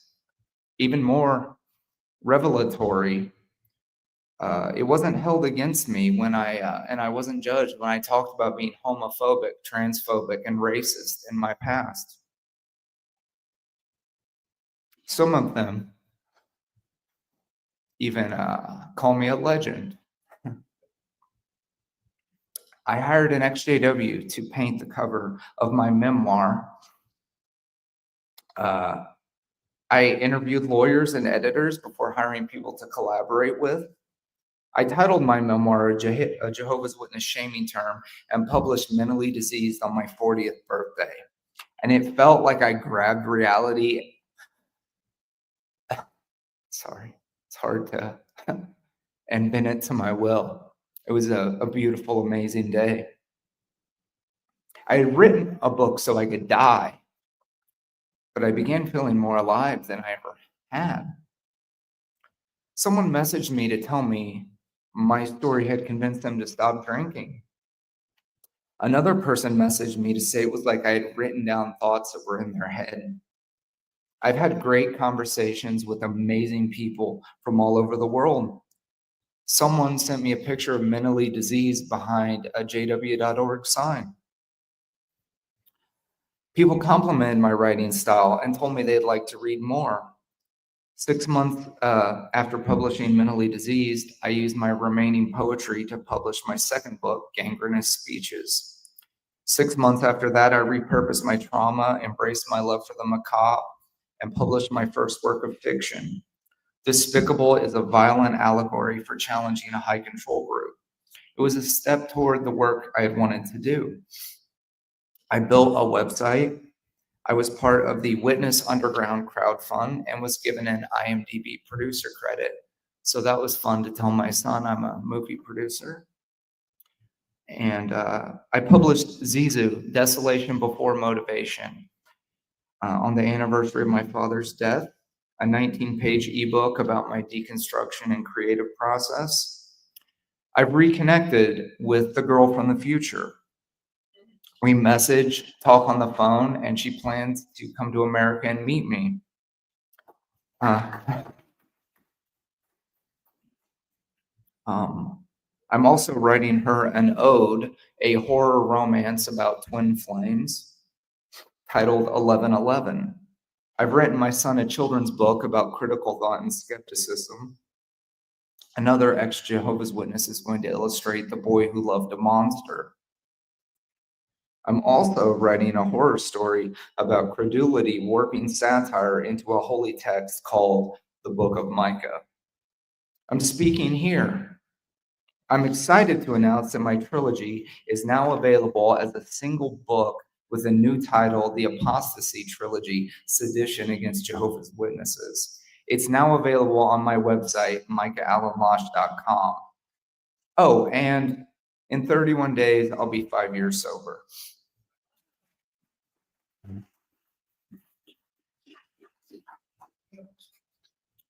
My father is a martyr. My mother is a cultist. Watchtower made me suicidal for decades, kept me in a loveless marriage, estranged me from my son, and left me to die in the streets. I spent 37 years as a Jehovah's Witness. I used to wonder if I existed in the feebly firing synapses of my comatose mind. It can't have been any other way. I'm an author. The one thing I wanted to be most. My son isn't being raised religious, and I'm free to love him for whomever he becomes. All of that hell was worth it. Mentally diseased is my origin story. I wrote this the day I realized it wasn't the truth. An oversimplification redundant with truth. Certainly, this is the fulcrum of salvation.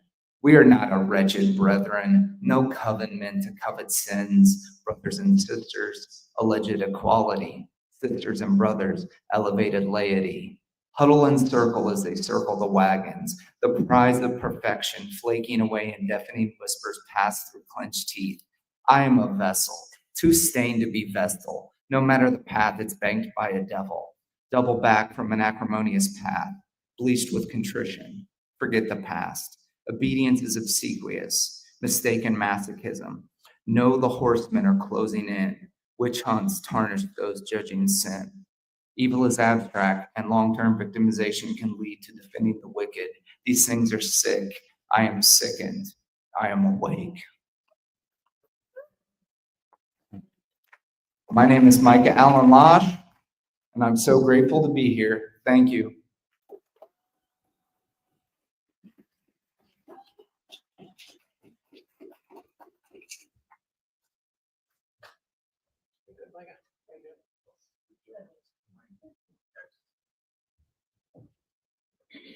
Well, Micah,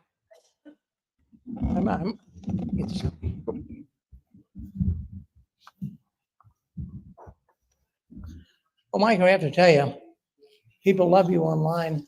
We get a lot of people that are listening to this online. I want to say hello to all those people as well, coming in and wanting to meet with us. Micah, that's fantastic that you're able to get the coverage to come up here and talk like that. That book sounds very, very good. And boy, you've really been touched by the tentacles of the Watchtower. I'll say that. My goodness.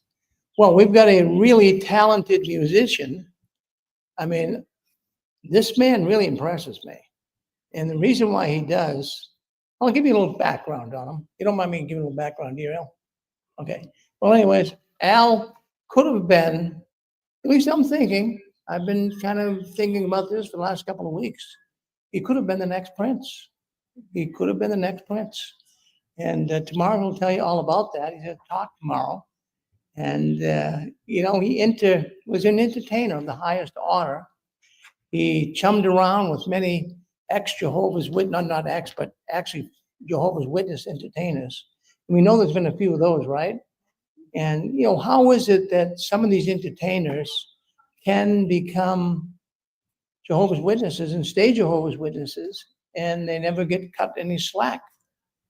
The only thing I can think of is they must donate a lot of money to the Watchtower. I mean, you take a look at Prince, you take a look at Michael Jackson.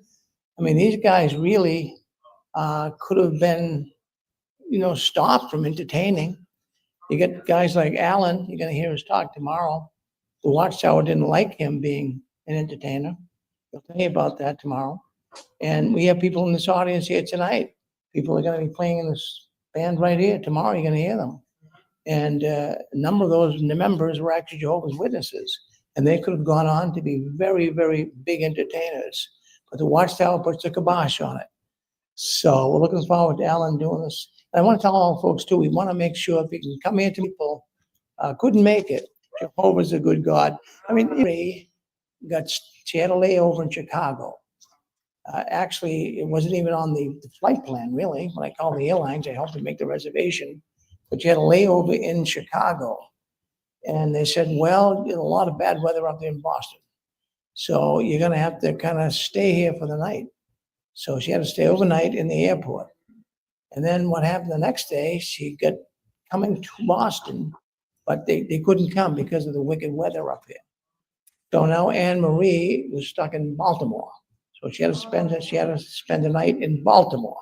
Now I got other stories too. I won't go too deep. But so Anne Marie was stuck in Baltimore. So I got a call from her husband. Now here's the problem. Anne Marie forgot her phone at home. So she had no phone. So now can you just imagine how disappointing and She wanted to be here so bad, and she's been so faithful to us. She's been on a program for 6 years, and she's there all the time. She has 2 programs, and we love Anne Marie. So anyways, her husband called me.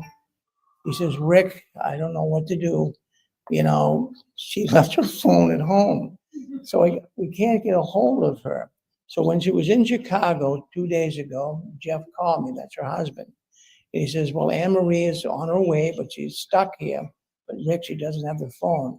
So she went to the Southwest people and said, look, I'm stuck. I'm trying to get up to Boston. I can't get up there. So the Southwest people, they called me and said, we have a woman here. Let me put it this way to you. Anne Marie's not really super healthy. And so consequently, I mean, can you imagine flying, canceled? So anyways, her husband called me today.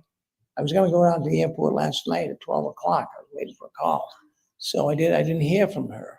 So I'm saying, where is she? So I got a call this morning that she's in Baltimore. She's gonna be landing tonight in Boston. Now, what happened is where she has no phone. So what happened is in Baltimore, they had a problem with her luggage. So the luggage is a problem. So now she has to, so she says, so now we're gonna go to the airport. I'm gonna do that tomorrow morning. I gotta go to the airport 6 o'clock in the morning. And a good friend Larry's coming with me because I need a car driver. So we have to go in. And, you know, I know that there's people here would help me do it, but you don't really know Anne Marie. You don't know what she looks like. I haven't seen her a few years either. So you go in and look at her first, and you don't really know what they look like. I got a rough idea. I did meet her before in person. So you get a person going in to the Southwest Airline terminal looking for a woman. I mean, how's that going to happen? She can't take a new. Yeah. Yeah. So we're going to go down tomorrow morning, and Larry and I are going to pick her up at the airport and bring her home, right, Larry? So that's what we're doing tomorrow. So I have to have him drive the car. Then he can drop me off at Southwest. I can go in and look for her. Because I'll tell you what, I mean, you know how the airports are today. They're so crowded. I had a man the other day go down Thursday. I have a little van that I had for the shuttle going back and forth. He was so stressed out. I mean, he called me, Rick, I can't handle this job. I cannot handle this job. There's so many cars. The police are telling him to move. So we were able to pick up Nadine. I don't know who she is, but we picked up Nadine. But we had to leave 2 others stranded there. And I go back and get them because he was so stressed out because so many people and the airlines, the flooding and the rain was just too much. So you'll see Anne Marie tomorrow. We're going to get Anne Marie here, and that's going to make us feel so good. So, Al, are you ready? I mean, was I taking too much time or what? No. Okay. All right. Okay, good. I think you did. All right. So why don't you do it? Okay. All right. What? How's everyone so far? Okay, this is my sound check at the same time. Okay. I'm changing things around, right? As on the program says I'm going to do a Vegas show. Well, I'm going to do that tomorrow. I have another spot on the program tomorrow. So tomorrow we'll do the Vegas show. And I invite folks from the audience to come join me. So it's a spontaneous.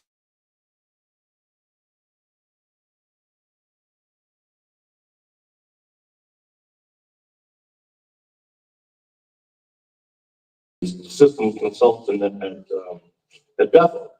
But show of hands, anybody has seen my testimony, part 1 or part 2 on Barbara Anderson when she interviewed me on 6 screens?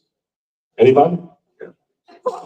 Oh, you're Barbara. Okay, so it's a few of us. So yeah, some of you know what I did at Bethel. I'll explain that tomorrow. But right now, what we're here to do is party. You know, Jehovah loves a good party. So let's turn this into just a few of us here. So you know what? And we let everyone know tomorrow. Hey, don't miss tomorrow because that's what we're doing. We're gonna let loose. You were sitting all day and you were, listen to very inspirational talks and some of the heart-wrenching talks that I heard. So right now, I want you to just participate. So I'm going to do a jazz number called Mr. Magic. Magic. Wait a minute, at one point, if we did, Barbara, I would get this fellowship for that, right? You playing a song called Magic? Rick, I just realized that. Magic. That's it. Brother Smith playing a song called Mr. Magic. You know what that means? Just fellowshipping. I'll be in the back room in a minute. So yes, by Grover, Washington, I go to Sulphur Grove, and she had a big hit with it. Oh, Mr. Magic. It goes like this, and at the same time, you can work the sound for me and adjust it in the room, okay? And then I'll get to some other stuff, and I want to see you on your seats and dancing, okay?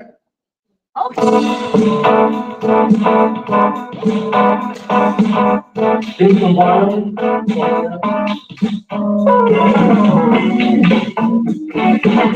Can you hear me out there? Take some dance for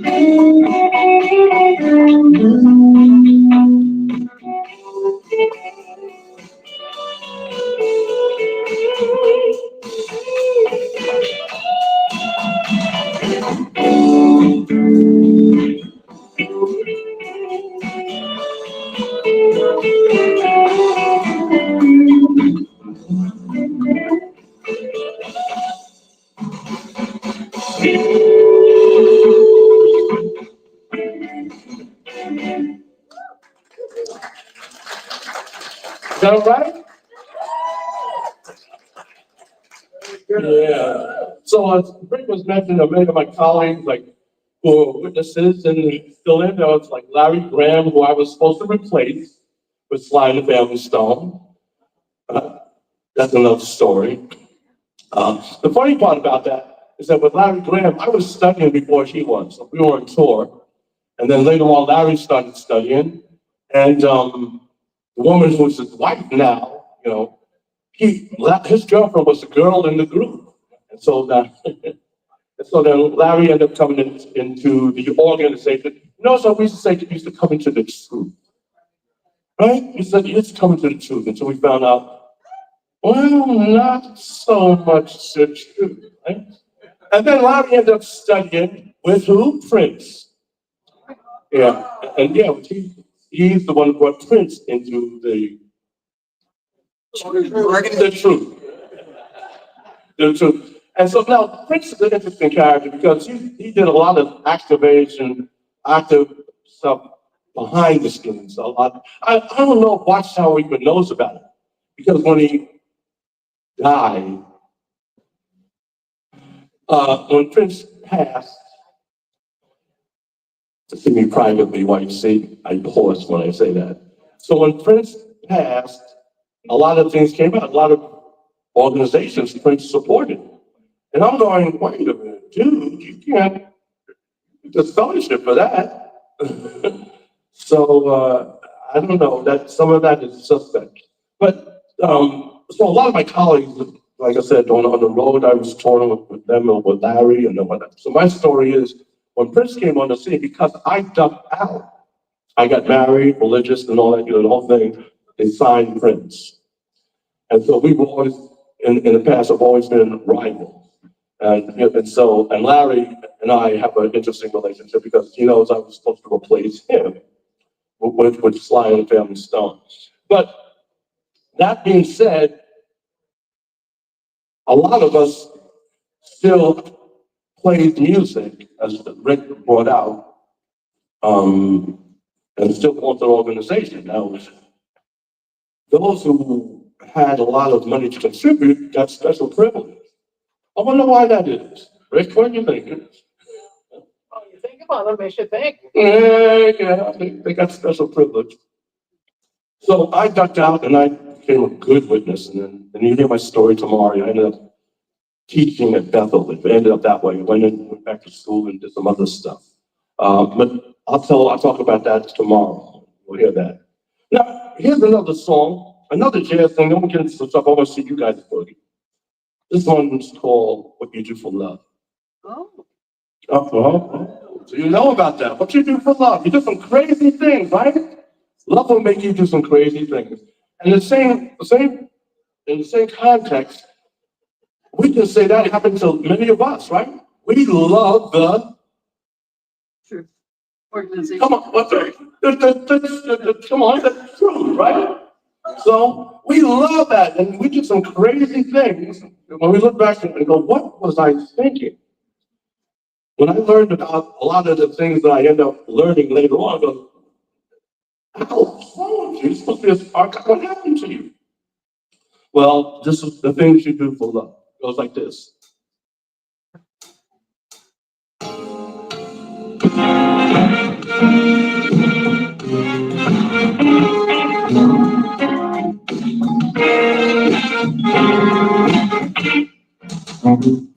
If you're wondering where I've been, search about the love again. I came back to let you know, got the thing for you, can't let go. People wondering what is wrong with me. Am I in the day from your love you see? But I came back to let you know, got a thing for you, can't let go. People search around the world for love, but they never find what you dream of. Sing along. You want to do for love, you try everything, but you won't give up.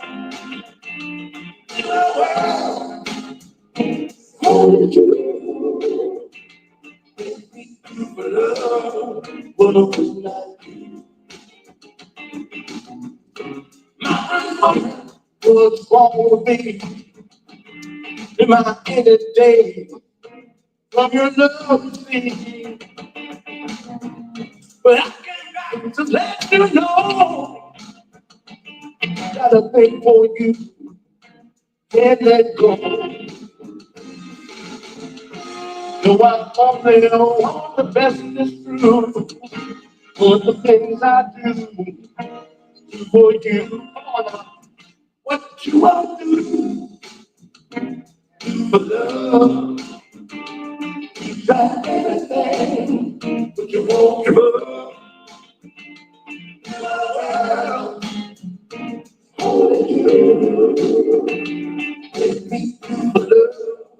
What I would not do, baby, prove the love. What I would not do, baby, prove the love.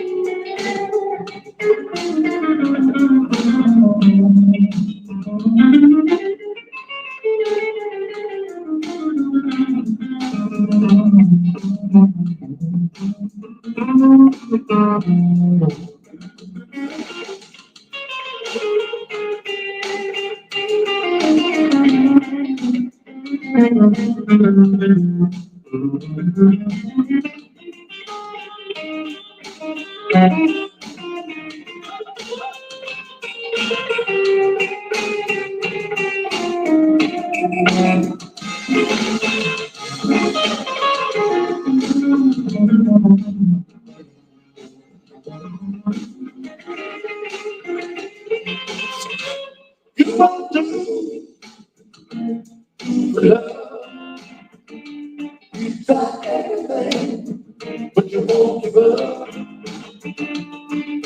What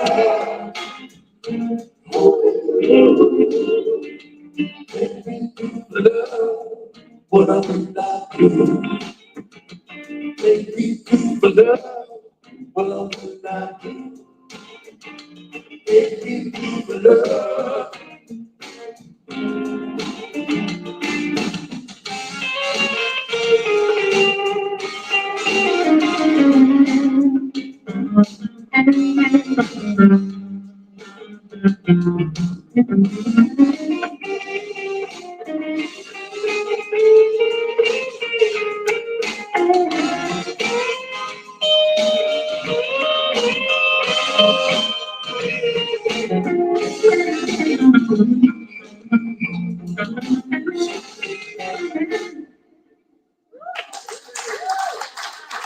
Yeah, crazy things for love, right? Yeah, we certainly do. Now, let's see. I feel like having a margarita. Why not? Right? Rick, you feel like having a margarita?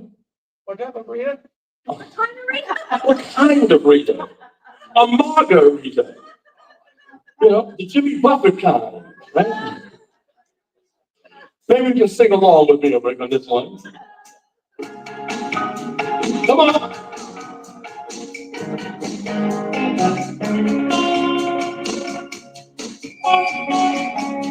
Nibble on sponge cake, watching the sun play. All these tourists covered with art. Some in my sixth string, or my one-fourth slang. Still don't begin in the boy. Come on now, come on. We get away, get the margarita. Searching for my lost in your soul. Some people claim that there's a warm place, but I know it's nobody's fault. I don't know the reason. I stay here on season with nothing to show but to say a tattoo. Oh, it's so cutie, a lovely cutie. But how I got here, I haven't a clue.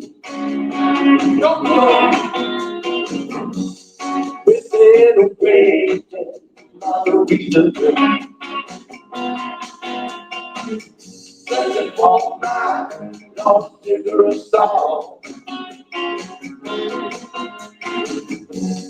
Some people claim that there's a wrong place, but I know it's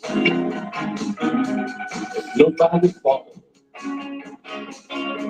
Hey, come on, hold your hands up, a golden glass up high. It's margarita time. I'm alive in 25. Yeah. Just going out to the internet. I hope the watchtower is watching. Margarita time. Alive in 25.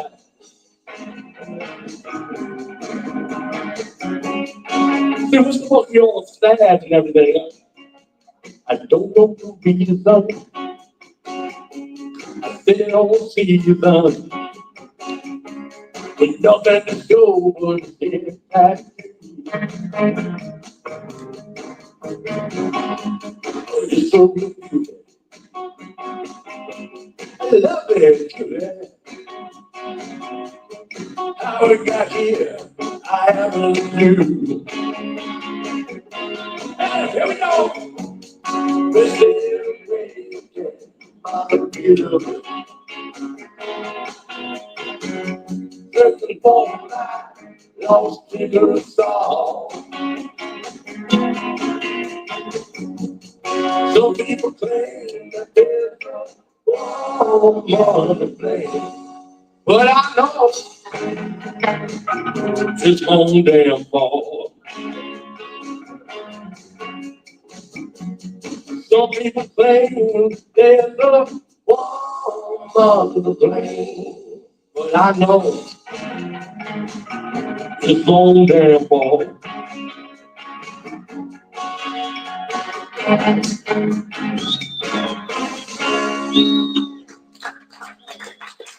Yeah, that's about right. Trying to blame somebody else, but it's my own damn fault. Yeah, that's the way it works. You know, how many of us, well, don't raise your hand on this, but it's a rhetorical question. How many of us been in this situation where it's too late to turn back now? Yeah, don't incriminate yourself.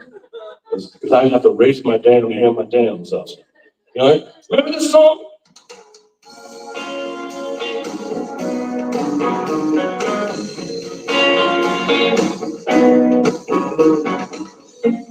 My mother told me, she said, son, please beware. There's a thing called love everywhere. She said, it will break your heart and put you in misery. Since I met this woman, I feel it's happening to me. Come on now. It's too late to turn back now. Leave I'm falling in love. It's too late to turn back now. I'm falling in love. I must want it, and you can't have the day. You know the word. I'm so unusual, and carry on this way. You sleep, can't sleep, sleep at night, wanting to hold the time. Try so hard to convince myself that this feeling just ain't right. I'm telling God, it's too late to turn back now. I believe I'm falling in love. It's too late to turn back now. I believe I'm falling in love. I wouldn't mind it if I knew that you love me too. 'Cause I hate to think I'm in love. And there's nothing I can't do. Oh, it's too late. Turn back now. I believe I'm falling in love. It's too late. Turn back now. I believe I'm falling in love. I wouldn't mind it if I knew that you love me too. 'Cause I hate to think I'm in love alone. And there's nothing I can do. Oh, it's too late. Turn back now. I believe I'm falling in love. It's too late. Turn back now. I believe I'm falling in love. Baby, baby, now. I believe I'm falling in love. It's too late. Turn back now. I believe I'm falling in love.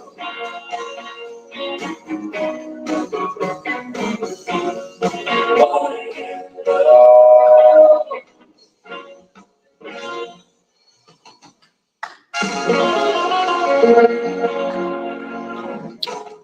Yeah. Sometimes it's just too late falling in love. Here's another classic. You can sing along and help me with this one. It goes like this.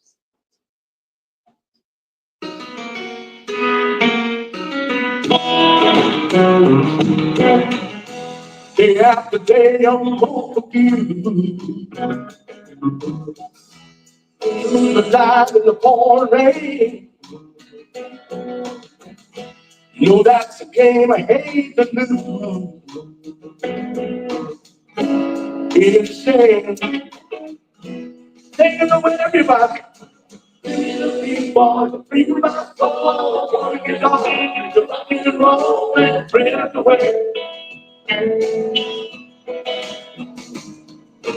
Give me the beat for the freedom of my soul, wanna get off the rock and roll and drift away.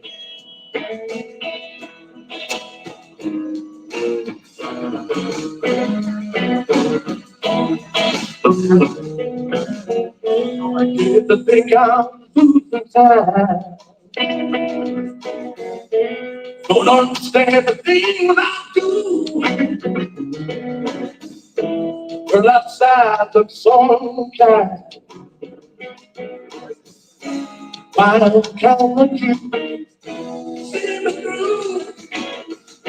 Be born to free my soul. Wanna get off the rock and roll and drift away.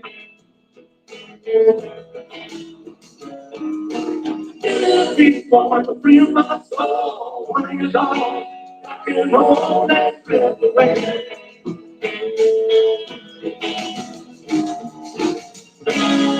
When I'm lying free, someone come save me.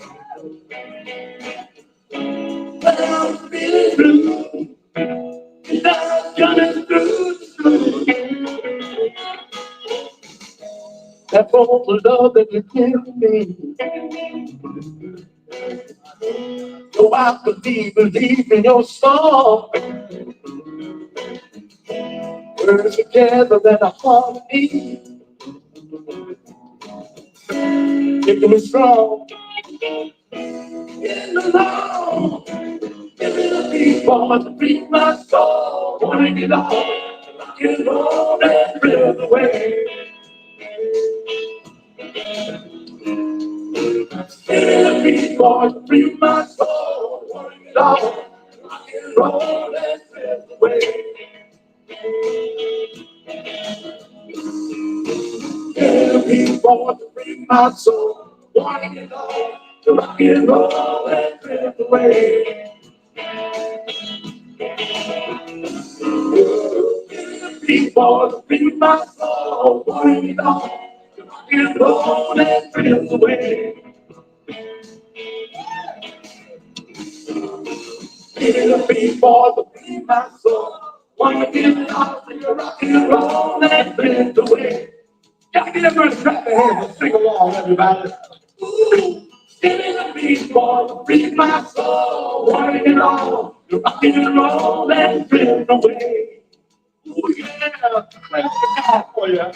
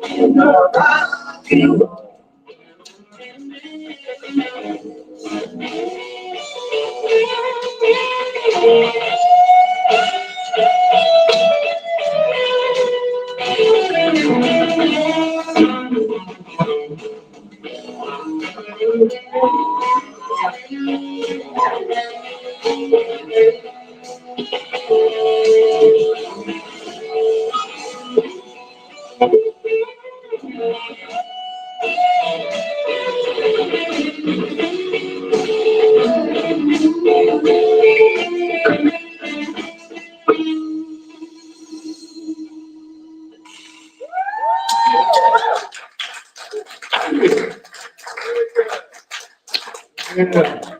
Give it to me. Here's a, I was talking to somebody a little earlier. They're talking about Queen's Clearwater Revival. They're talking about discussing with somebody. Where's the gentleman who plays guitar? Oh, he's not here today. Okay. Well, sing along with me on this. Here's one we always have here. By the way, I'm on good behavior. If you see my other shows, I'm playing with martial art kind of thing. I'm playing around and jumping off the stage and stuff. So I'm very tame tonight. Rick, to let you know, we're not going to. There's three versions of it. So, this is the calm version. Okay, and how about let's sing this together? Ready? Maybe. Are we having a good time so far? You ready? I feel like I'm just in, backyard, like just playing around with some friends. And that's what I'm doing. Just here playing with some friends, right? Yes. Tommy. Can you play some debased music, please?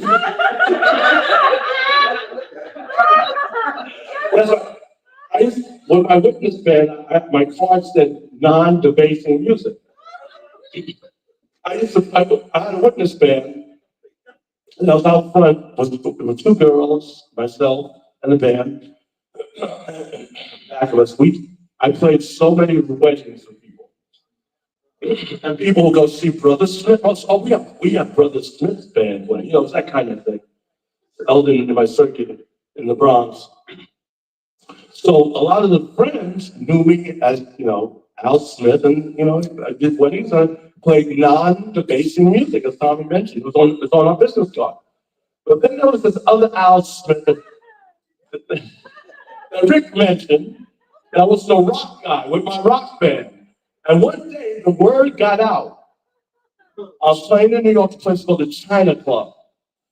And some of the friends came down there, right, to see this other Al Smith. And the next day at the watch, and I'm the watchtower conductor, by the way. So from the night out, man, rocking the place, in full regalia and everything. And then a Sunday up there, brothers and sisters have returned from now singing,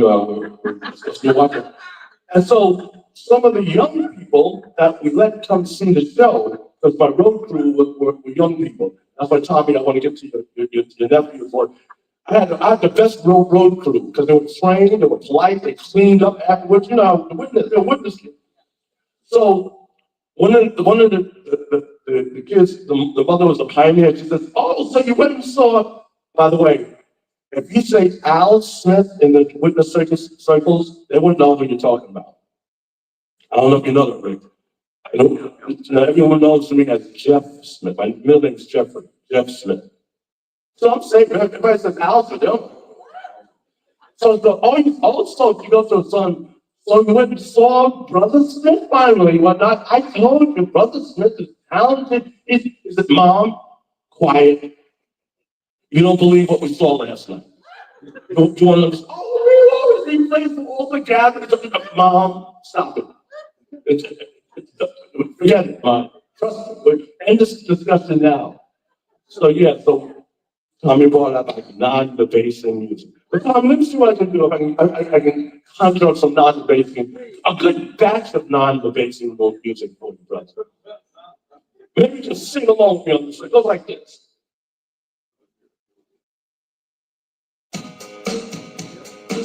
You know, this man knows all the words of all the songs.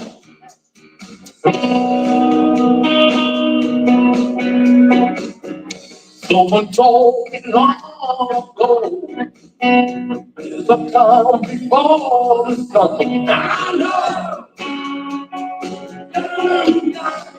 For some time, it's over, so they say. It will rain the sun again. I know.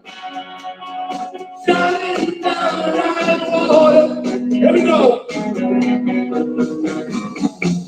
I will know if you never see the rain. I don't know if you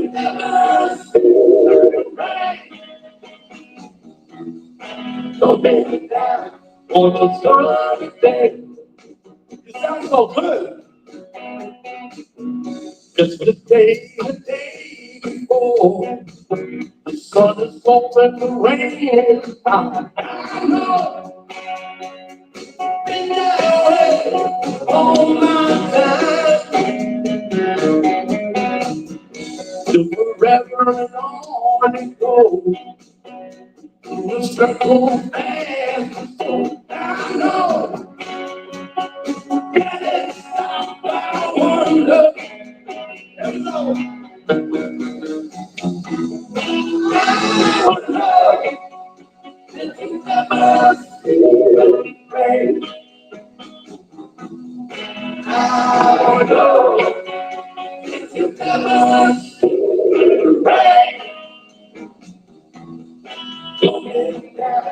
On the side of day.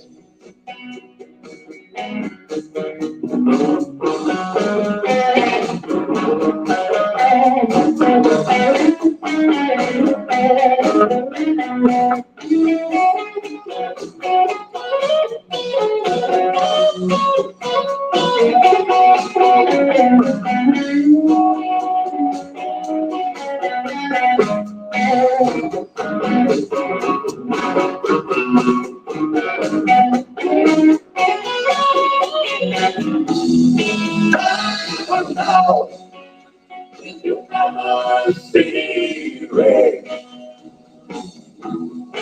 How long did you never see rain?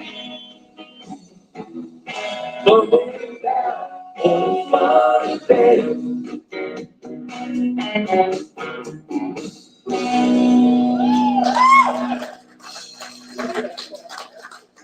That's all the fun. Rick, your wife, your wife was there singing the hell out of that thing, man. She was like, but yeah. You all lovely. Now, Rick, how much time do I have? You guys have, I know you guys have a long day. Can you go all night long?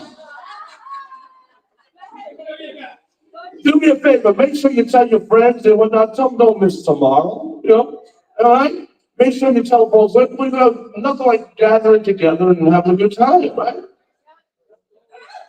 Yeah, next time we're just going to bring the alcohol and having fruit. Yeah. How about something like this?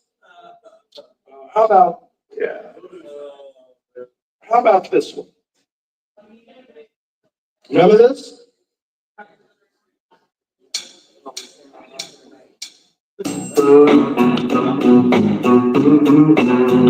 They're like Motown.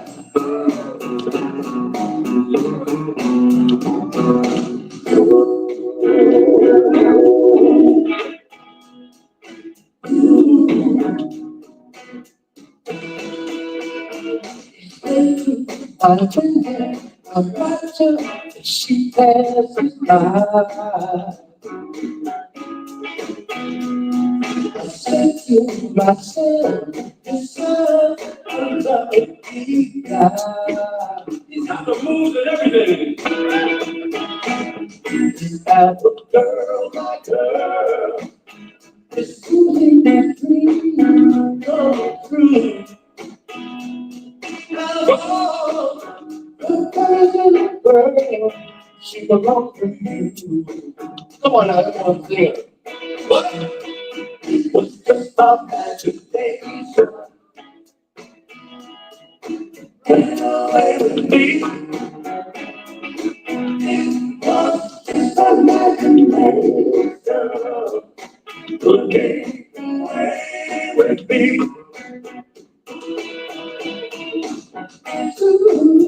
We'll be married and raise a family.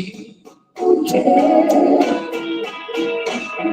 Season old and the with two children, I've been a baby dream. Oh no, but I'm supposed to know. It's good Between us, the so sorry. Yeah, come on now, here we go. It was just a imagination. Running away with me. It was just a imagination. One day away with me.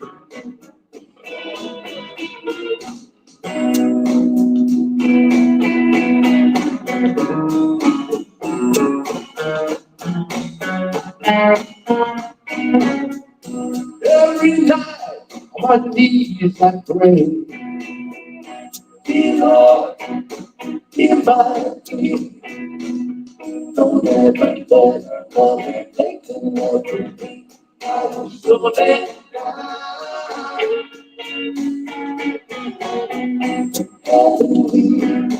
Never arms around me. Irrespective of me. In reality, she doesn't even know. It's my imagination. It's away with me. It's my imagination. The day away with me. Even though we know it's not my imagination. It's away with me.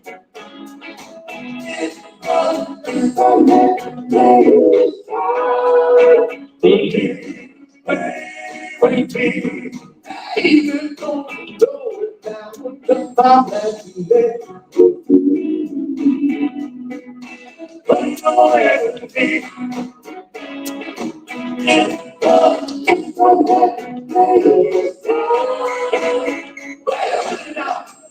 Put your hands in the air.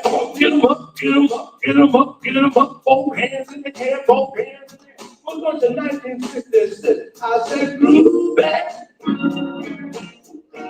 on a Sunday afternoon. Oh, yeah. Can't wait to school. No, no, no. I can't imagine being without you. Only thing I know with you together. Only thing I know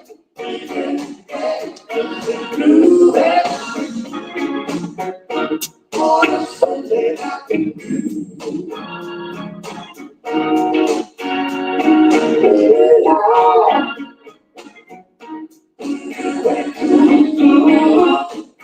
No, no, no. Can't imagine being without you. Only thing I know with you together. Only thing I know is do it. Someday I can do.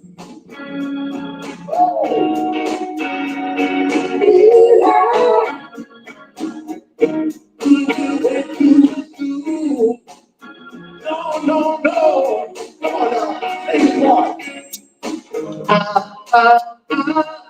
Here we go. Come on.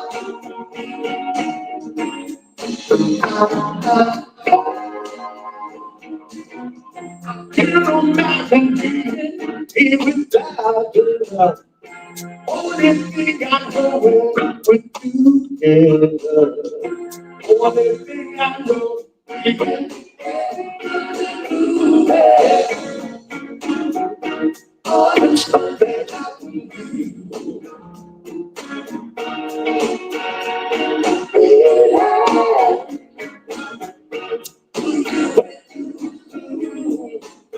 No, no, no.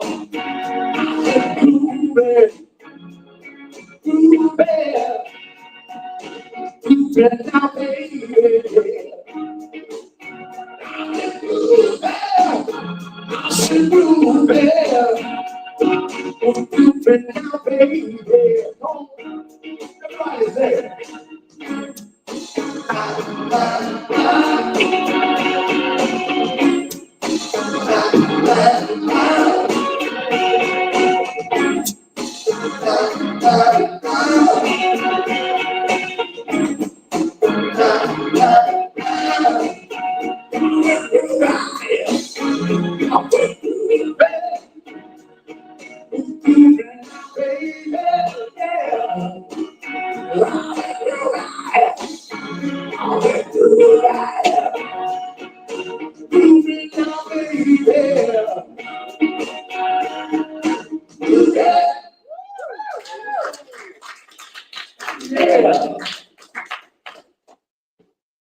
kind of mood are you all in right now? Celebrate. How rowdy do you want to get? Real rowdy.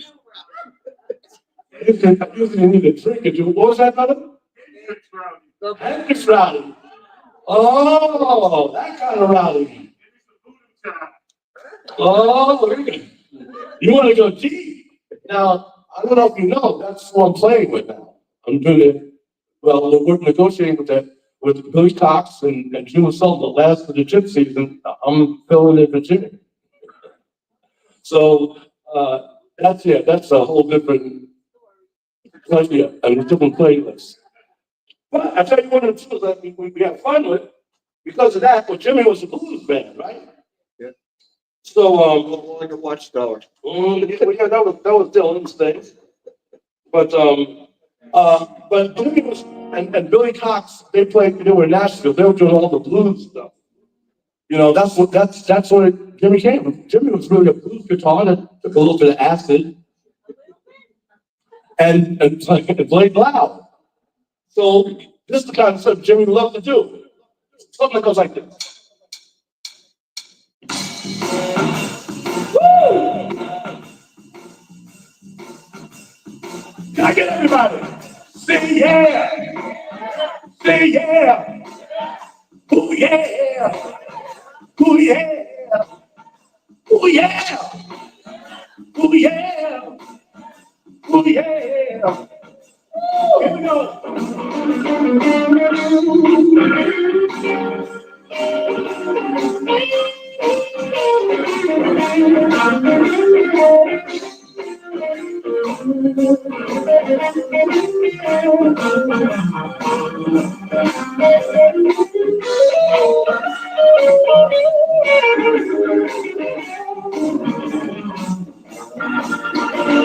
We're going to Kansas City, Kansas City, here we go. We're going to Kansas City, here we go.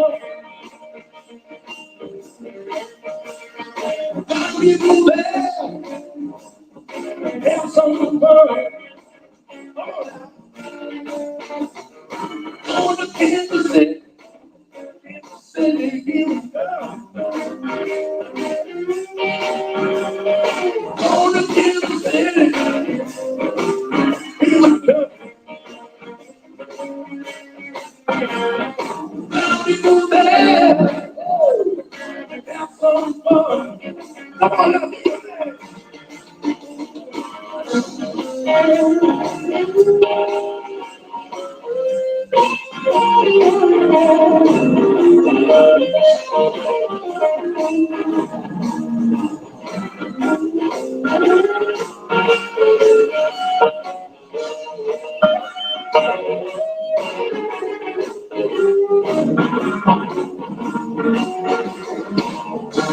Train, take a plane, Colorado Bay, go to Kansas City, here we go. We go there, have some fun. Let it go, girl.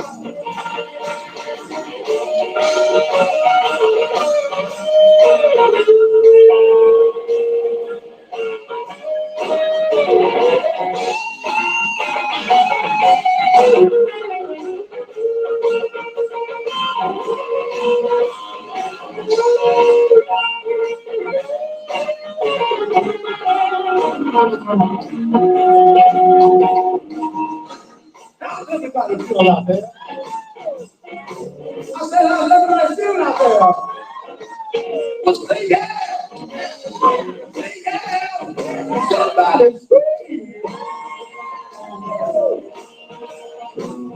We go there, have some fun. Now wait a minute. Baby, put the ball. Where we go? Ball.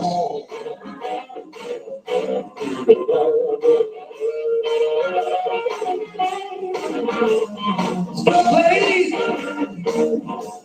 down in Massachusetts,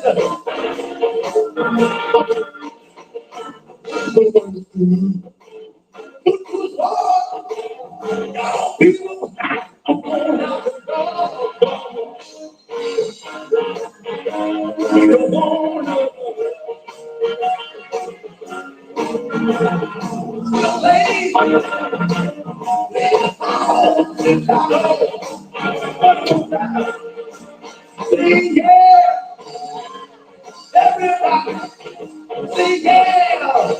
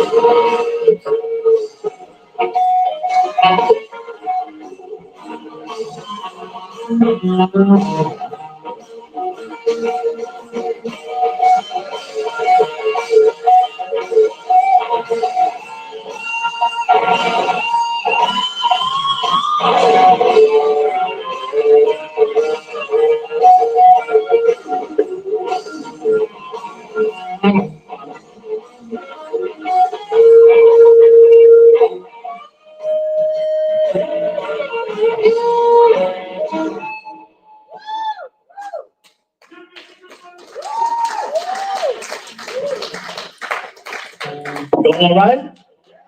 I didn't lose nobody on that, right? You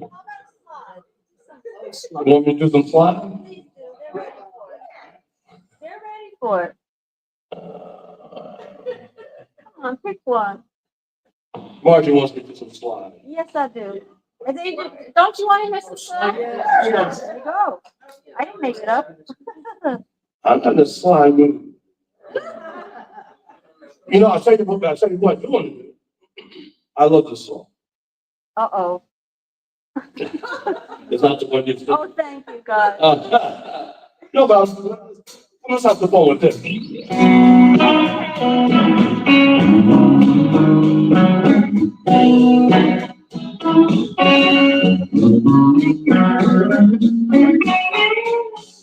Wasn't the daddy feel so bad? You can throw the brother time in your prime.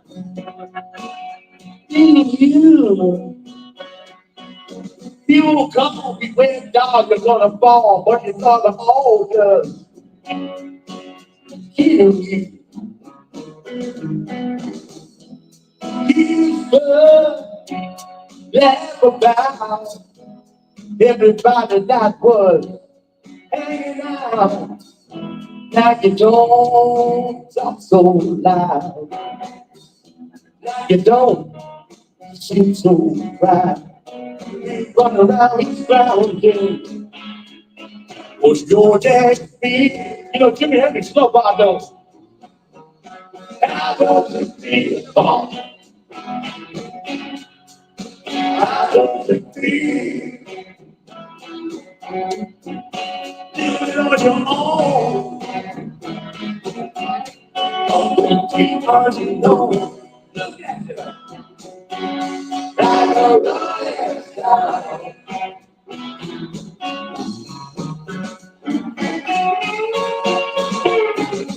When the best food arrives is slowly, but you know you're only used to get what? Tuesday. Nobody ever told you how to live on the street, but now you realize that somehow, baby, gotta get used to it. You said you never compromise. Now I'm Mr. Tramp, and now you realize, yeah, alibi. When you stand up knocking, you realize, baby, got to make that deal.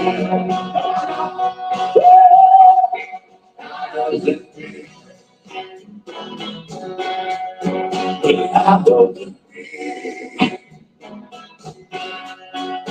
live it on your own. All you know, look at you. Like a rolling stone.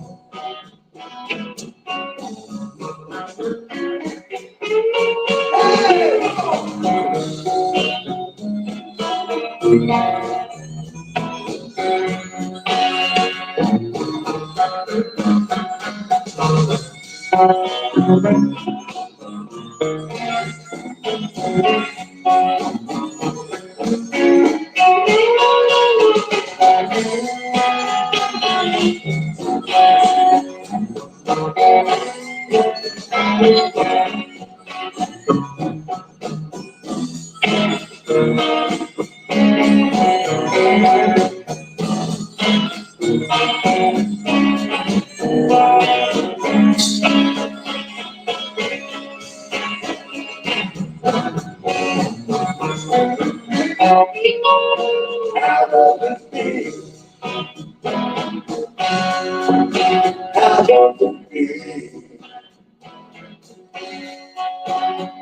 on your own.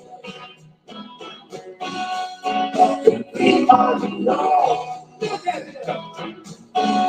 Like a rolling stone.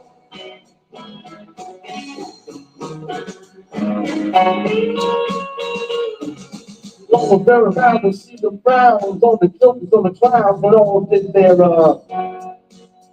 tricks for you.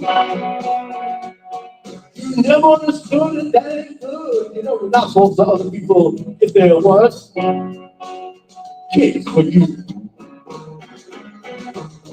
You can ride your force with your diplomat while he carried on his shoulders.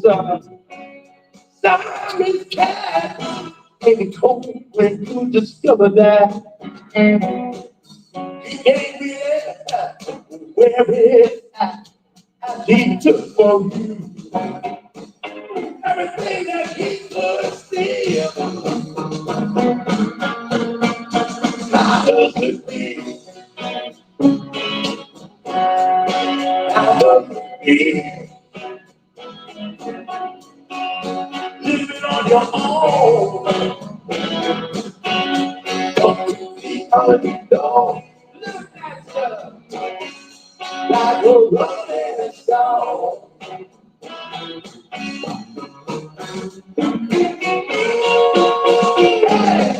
You never listen to you wrong.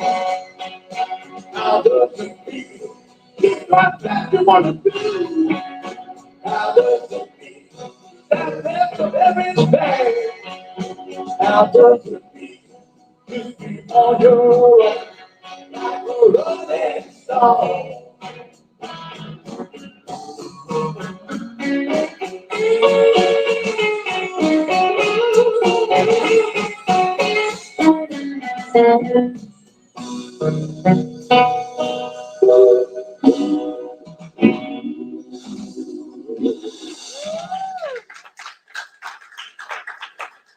Yeah.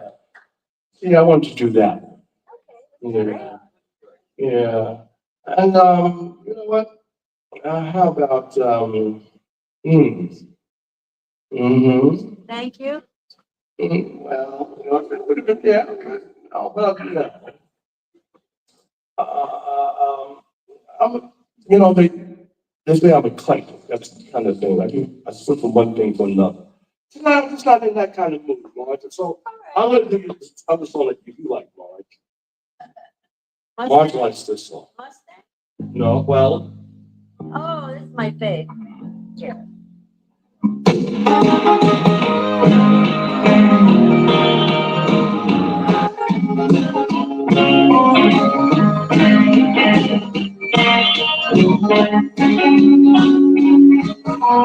in that south to the bad. Come way up and off your line. There's a road, a guy I see here tonight. Let that goes down 79. Pick up a bouquet, a dog would fly. I've been around, see my baby tonight. Round in my way,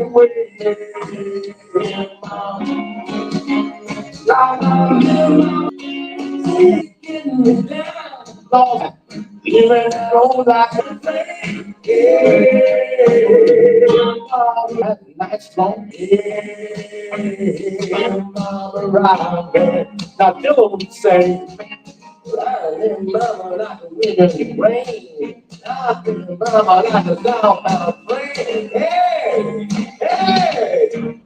mama, rock me. Rock me, mama, like a wagon. Rock me, mama, anyway. Yeah, mama, rock me. Rock me, mama, like a window rain. Rock me, mama, like a southbound train. Yeah, mama, rock me. Mama, rock me. Rock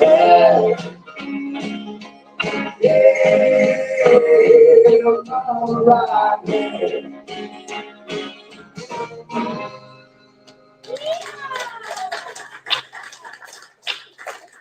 And to do stuff like that, you must go to something that goes like this.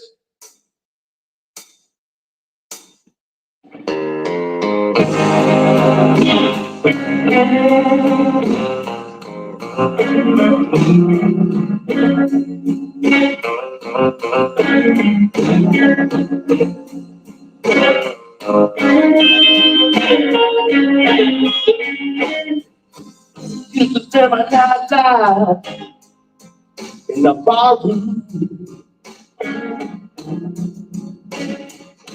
Living was the only love I ever know.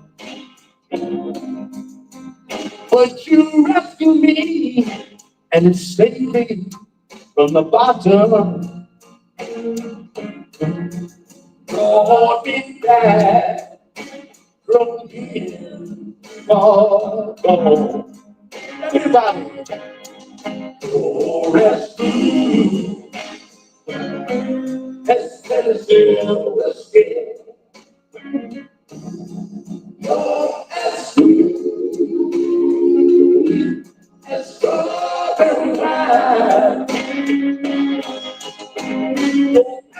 Oh, as a glass of brandy. Honey, I fell off into love all the time. Used to spend all night looking for love all the wrong places. Bottle was always right. When you pour out your heart, and I didn't waste it. 'Cause there's nothing like your love to keep me. Let's see. Let's get your as sweet as strawberry wine. Your as warm as a glass of brandy. Honey, I fell off in your love all the time.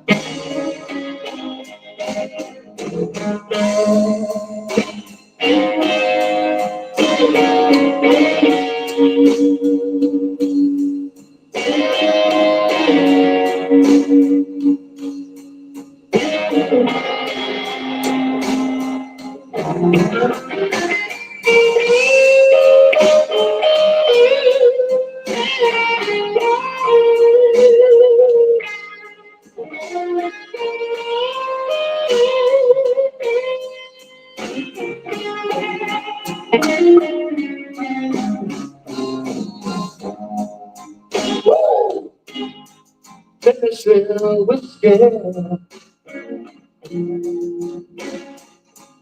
bottle was always right.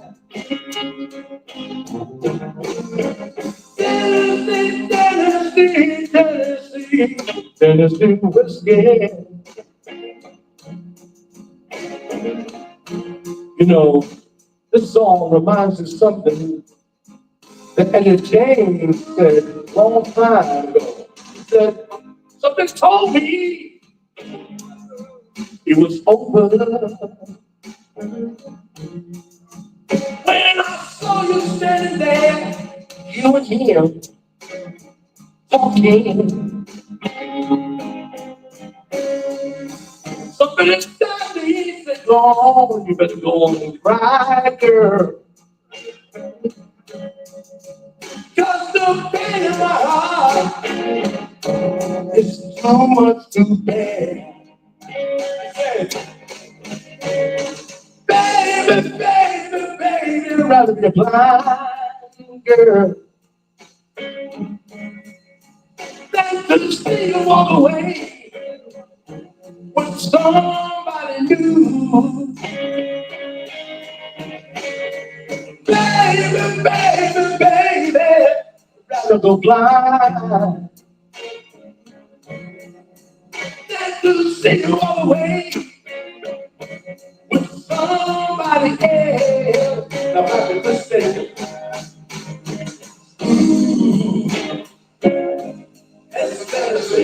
let's get it. Don't ask me, let's talk and find. Oh, glad day. When I said, oh, you love me all the time. Oh,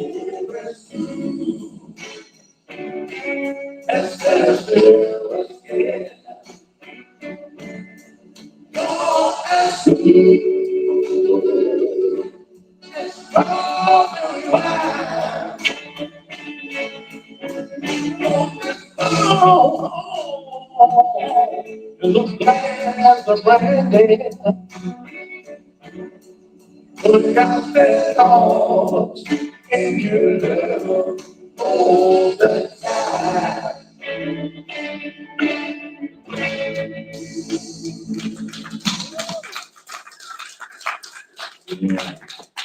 I think everybody's tired by now.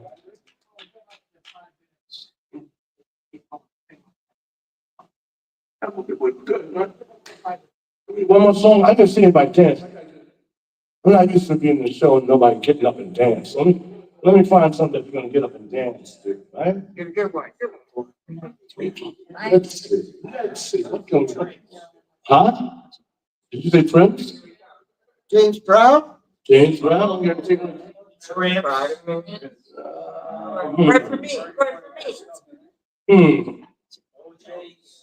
Okay, we got anything from Barry White to Prince to, you know what? I just have some fun with this. Brother Rogers. Oh, Prince. Just something from our brother. Diamonds and pearls.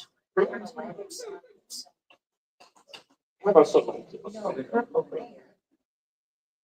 Party like 1990. Wait a minute. Y'all gotta dance though. No more sitting in the seat. I want everybody up on this one, right? So the last one. Come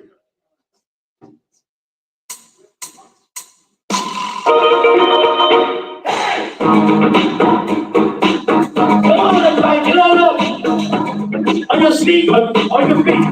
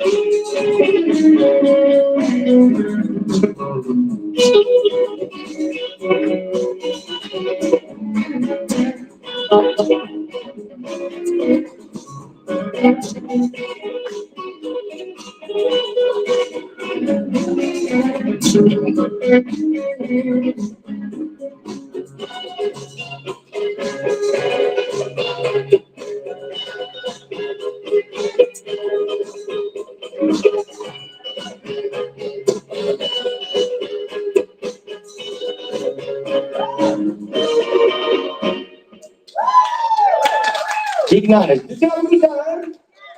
Did you have a good time?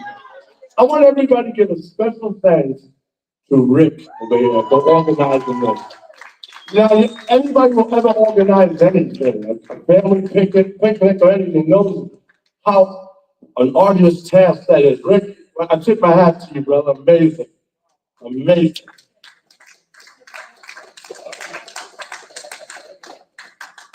Incredible. Well, thank you very much, Jill. That was very good. The people online love you. Oh, Jimmy, people online are watching? People over there.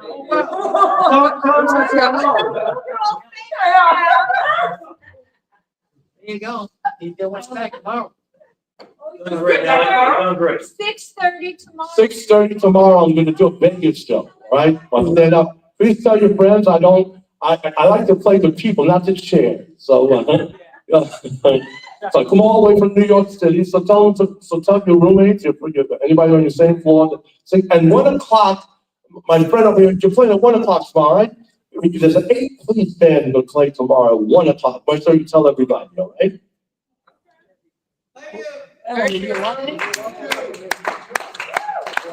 Well, thank you very much for coming in tonight to the Six Screens, a special program. And that was Alan Smith, a very He talented posts man. a lot of stuff on his Guys, Facebook love him, page. and he's Al bring more Smith, tomorrow. We 1, also 2, have 3, 4. Let me give you some well, cards. I want to thank all you folks for listening in today. We really appreciate you tuning in to the Six Screens Telenetwork. We'll be back tomorrow at 9:30. Tomorrow, what we're going to do is have a roll during intermission. You'll be able to, well, we're going to interview some people. We got to be a little careful. People are stealing it.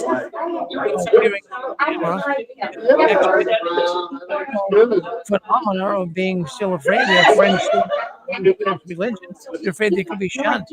Tomorrow we're gonna rove around. We're gonna be talking to some people. So thank you very much for being with us tomorrow. We'll have a really good program. Stay with us. We'll see you tomorrow at 9:30 a.m. right here on Six Screens Telenet.